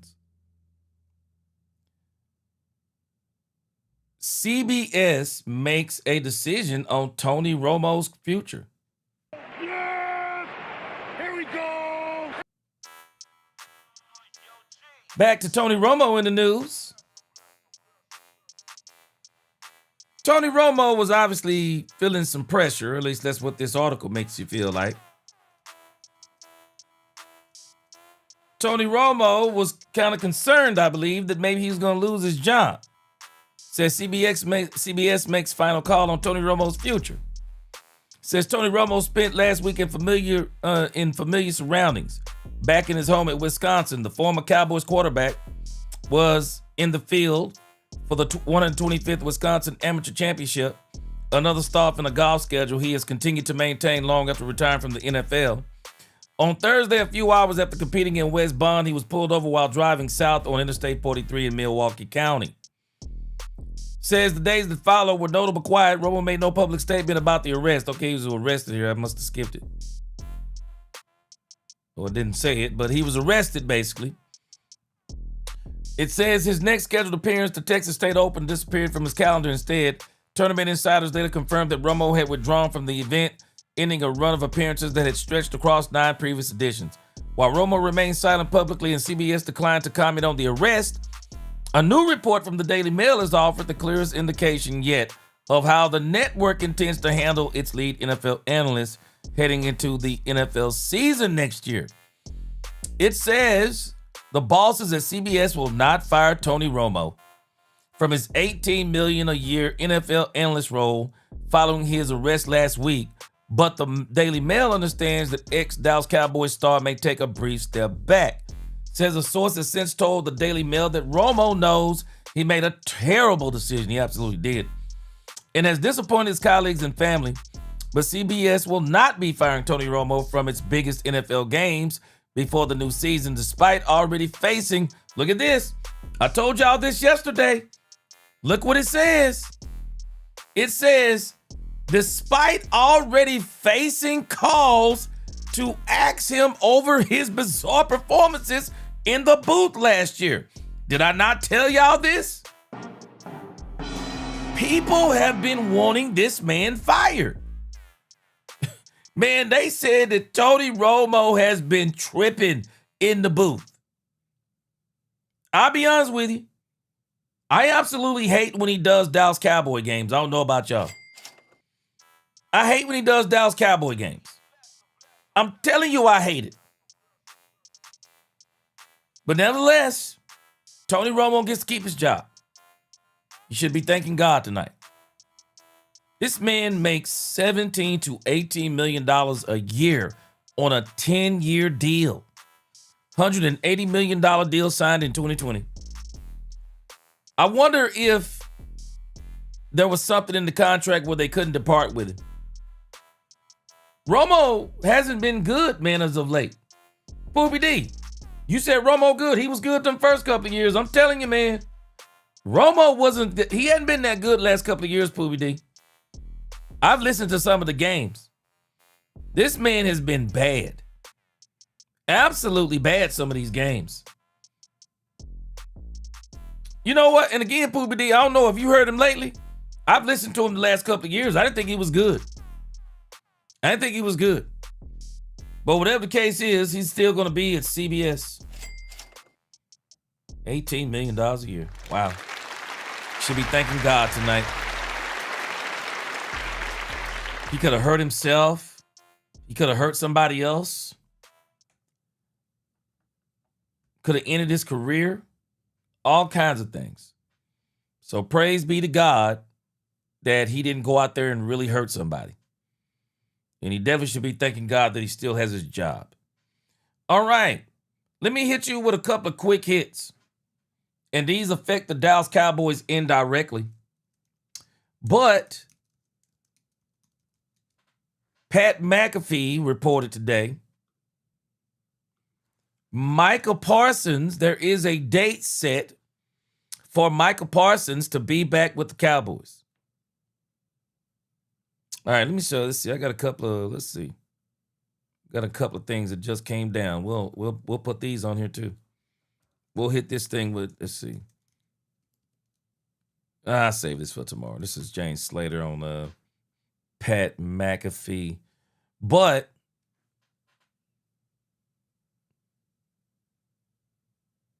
all right, hold on a second. There's some new stuff that popped down from James Slater. And I know she's talking about the press conference from today because I can tell by the way she's dressed. All right, let me see if I can pull up Pat McAfee real quick.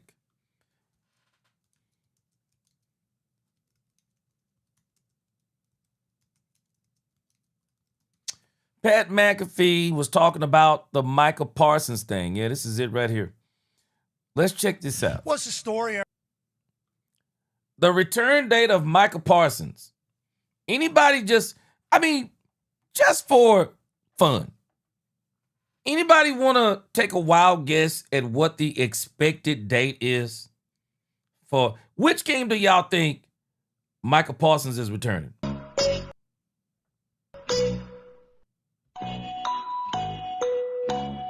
Anybody want to take a wild guess? What game do y'all think Micah Parsons is returning?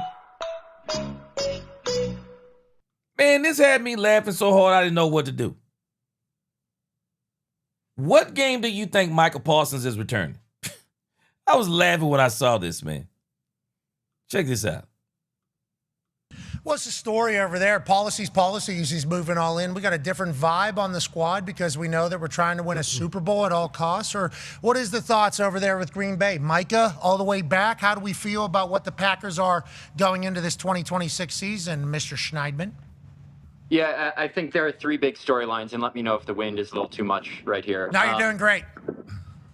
Micah's recovery. He's starting camp on the PUP list. He's probably going to miss the first month and a half of the season. The Packers have a strict 9-month no football rule after ACL tears. And Micah's wasn't even a clean ACL tear. He had a meniscus injury too, so he had to get that repaired. So the earliest we'll see him on the field, even on the practice field, is September 30th. That would be 9 months and 1 day after his surgery. That would be the start of the week of practice before their Week 4 game against the Buccaneers. If we think he needs a couple weeks to get ramped up, he's probably going to return Week 6 here at Lambeau, Sunday Night Football against who? The Dallas Cowboys. Yeah. Hell yeah. Yeah. We like that. The script makers are going to be pumped whenever they see that that's possible. The strict no field. No way he was coming back against the Cowboys. Who would have thunk it? Who would have thunk it? I will not be surprised if Micah Parsons literally sits out, and that is the game he comes back. Field policy by Green Bay for 9 months. I'm just learning that right now. Yeah, I like that. Yeah, thank you for introducing us to that. Even if they spend the most amount of money they've ever spent on a player, they're sticking to their policy, which I think is kind of policies. Yeah, it's policy, which yeah. I could certainly respect. Man, I'm gonna be honest with you. I know Micah Parsons wants to play the Dallas Cowboys bad. But if I was Micah Parsons, I wouldn't be trying to rush back. Especially to play the Cowboys. I just wouldn't be trying to rush back. What? Bro, you got your money. Prolong your career, man. I would not be trying to rush back. I just wouldn't. I absolutely would not be trying to rush back.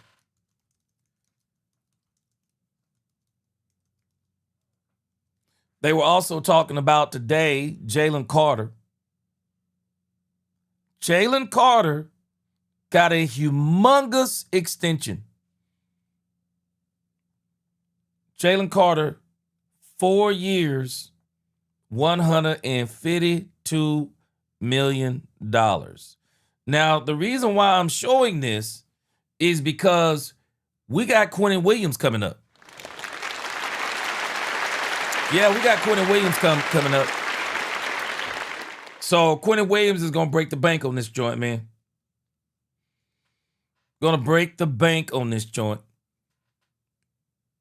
So we're going to see what this means for Quinnen Williams. But the thing that I'm so happy about, as we were listening earlier, is that they're already on top of the Quinnen Williams contract. So I don't think we're going to have to worry about any kind of drama. I really don't. So I think it's going to be all good with that. All right. I want to throw one last segment in here. This is James Slater after the Cowboys. This is James Slater after the Dallas Cowboys press conference. So I'm very interested in what James Slater has to say on this.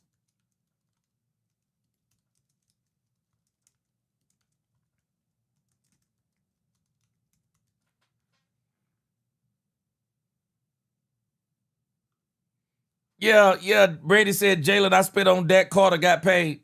Yeah, he got paid. Quinnen Williams gonna get paid too. All right, this is James Slater talking about the Cowboys press conference. Check it out. Well, Patrick. You know, Jerry Jones acknowledged the lack of off-season drama, and he even said he wasn't planning on stirring things up in the next few days. But leave it to Jerry. A few moments later, he told us that he wasn't opposed to the idea of making a big, significant move if it meant that it could improve the team.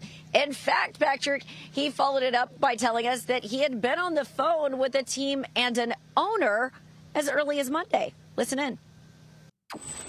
I talked about a situation yesterday with another team and another owner. Yesterday.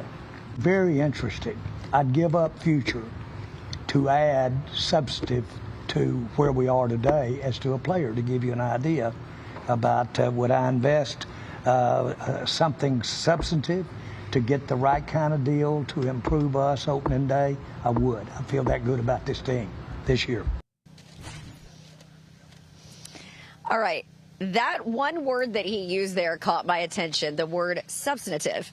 Now, when I think of that word, that is a word that he has used in past aggressive pursuits. One aggressive pursuit that comes to mind was Max Crosby. As you will remember, back then in the offseason, he made an offer to the Raiders, according to multiple sources. It included at least a first-round pick and a player. Might that be in play here? He was a player they thought highly of. I circled back on this with Jerry. Why did you walk away from Max Crosby when it fell apart with the Ravens and not revisit that then?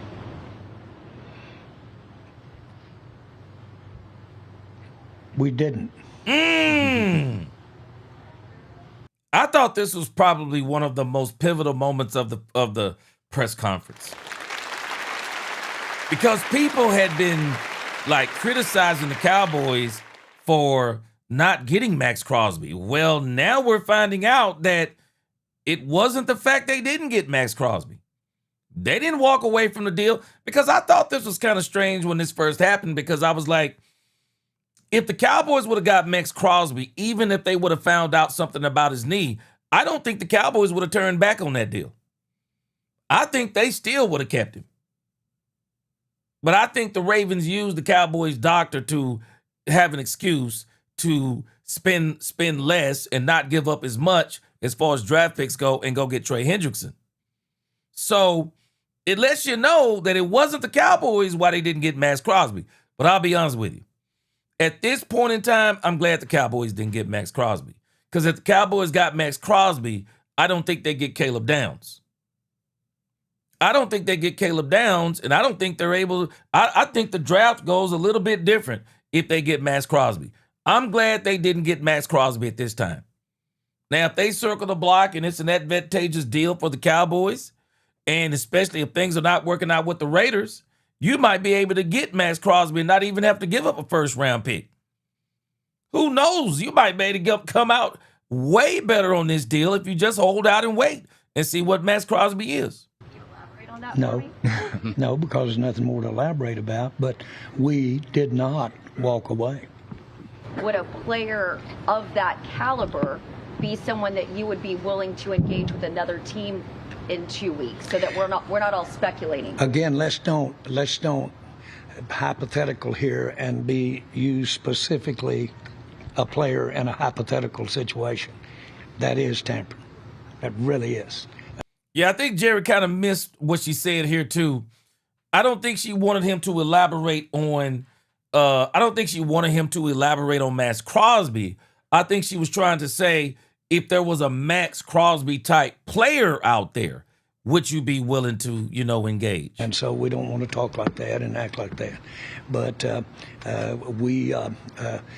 that is a good example of what you can stand ready if, in fact, you think the rest of your team is coming along well. Another pivotal answer in this thing by Jerry Jones. This was the point. We'll make a move, but we got to know that the team is ready for that to be the move. It's got to be ready. But again, I wouldn't just put our minds on Max Crosby. The Cowboys may feel like they don't need a Max Crosby. They don't need Max Crosby in particular. Maybe it'll be somebody else they get. Might not be as good. And don't forget, we got Charles Snowden. I know people are poo-pooing on Charles Snowden. Don't forget. Cowboys got some play. They got players. But I know everybody wants that name. But again, I wouldn't be locked in on Max Crosby. You just never know who they could get. Then those things stay alive. Now, to be clear, I wasn't trying to have an I gotcha moment, and Jerry and Steven made it very, very clear that Max Crosby is a Raider. He wants to be a Raider, and talking about a player, even if it's in a hypothetical situation, is in fact tampering, and they are not going to go there at all. With that being said, Max Crosby has the type of resume that would be quite intriguing. It would be the caliber of player that they would be interested in. Now, I also want to point out that a lot of things have to happen, right? He says that the reason why he's even entertaining these thoughts is because he likes what he saw from the offense last year. And if the defense continues to trend and he likes what he's getting from the offensive line, he doesn't want to wait until midseason. He would be happy trading something away in the future in order for this year to get off to a great start. As for Max Crosby, I did think it was interesting that Clint Kubiak, his coach with the Raiders, pointed out this week that, quote, he's ready to go, he's ready to practice, and he'll get first-team reps tomorrow. So his health is good to go. Now, again, whether this is a player they're poking around on, guys, I don't know. But he's at least telling us that it might be quiet, but behind the scenes, Jerry's still cooking in the kitchen. Yeah. I think that's the takeaway. That's the takeaway. Jerry is still cooking. He's still cooking in the kitchen. So again, I wouldn't get locked in on Max Crosby. I wouldn't get locked in on Max Crosby. I just think what we need to be locked in on is what I said before. The Cowboys are not done. The Cowboys are not done. I think they're gonna add another player. I'm not gonna be surprised they add one or two players. I'm not going to be surprised. This Oxnard, California trip is going to be a great evaluation for the Cowboys. They'll see exactly where they are. They'll see what they need to do. So I'm excited. I'm excited about what the Cowboys are doing, Cowboys Nation. I really am, but I've been excited about it. I've absolutely been excited about it. I think we're going to be good to go. I trust, as I told y'all before, I absolutely trust the front office because they're listening to the people that know football. I trust what they're doing. I trust what they've done. And I think they're going to continue to do what needs to be done to help this team win. Bass, you really want Max Crosby, don't you? You said imagine what Max could do for Malachi, open up with Donovan Ezra or Josh Sweat. And Bass, I wouldn't even limit myself to those two. There will be other players out there that I believe the Cowboys may absolutely be able to get and may get them even cheaper. It just all depends on how the team looks. I had pulled something today. Let me see. Cowboys Wire. Cowboys Wire, we're talking about players the Cowboys could be looking at. Cowboys Wire, one of the players they were talking about was Von Miller. I don't think Poobie D big on Von Miller. I also don't think Poobie D is big on Bobby Wagner. But they got Bobby Okereke, Bobby Wagner, offensive tackle Taylor. Man, I'm going to tell you, I think the Cowboys should bring in Taylor Decker. I mean, I don't care if he's on the bench. I would love to have Taylor Decker here as an insurance policy. I really think the Cowboys should get him. Hey, appreciate you too, Andre Johnson. Appreciate the support. Gwen Bowden, yeah, I think Jerry is going to spin the block. I think he will spin the block. But again, the indicator that the Cowboys are getting ready to do something is when they get that Quinnen Williams deal done. Get ready. When that Quinnen Williams deal gets done, they about to do something. Marcus Monterio said, yep, I'm agreeing with you. We got to have some patience. Trade deadline also. Yep. Trade deadline also, Marcus Monterio. Yep. So, yeah, Bass said Decker is a beast. Man, I want them to bring this dude in. I would love for them to bring in Taylor Decker, man. Why not? I would love for them to bring in Decker. I mean, you're talking about a heck of an insurance policy, man. That's like having a $10 million insurance policy. Shoot. Taylor Decker could probably start for a couple of teams out there. But I would love for the Cowboys to bring in Taylor Decker. All right, man. Hey, tomorrow, I made arrangements. We're not having Bible study tomorrow. Tomorrow we're doing something else. So I will be on tomorrow, and it's going to be a great show. We're going to be on around 4:30. And it's going to be wall-to-wall Cowboys tomorrow. It's going to be wall-to-wall Cowboys. Be the first day the Cowboys will be opening up the camp. So we're going to talk about all things Cowboys tomorrow, all the clips, all the pictures. I'm hoping that Timmy Solo, I know my sister Brandy got me.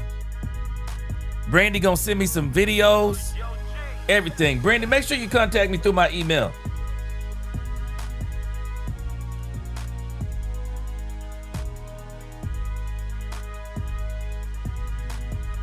Make sure you hit me on my email, Brandy, so you can send me those clips. Let's Talk Cowboys, gbj@gmail.com. I want to make sure I can share some exclusive clips tomorrow. Share some exclusive clips with Cowboys Nation. But man, that's going to do it for me today. I'll see y'all tomorrow if the Lord is willing. Appreciate y'all rocking with me. Until the next time, DC4L, God bless. Best chat on YouTube. Let's Talk Cowboys and we talk facts. Peace.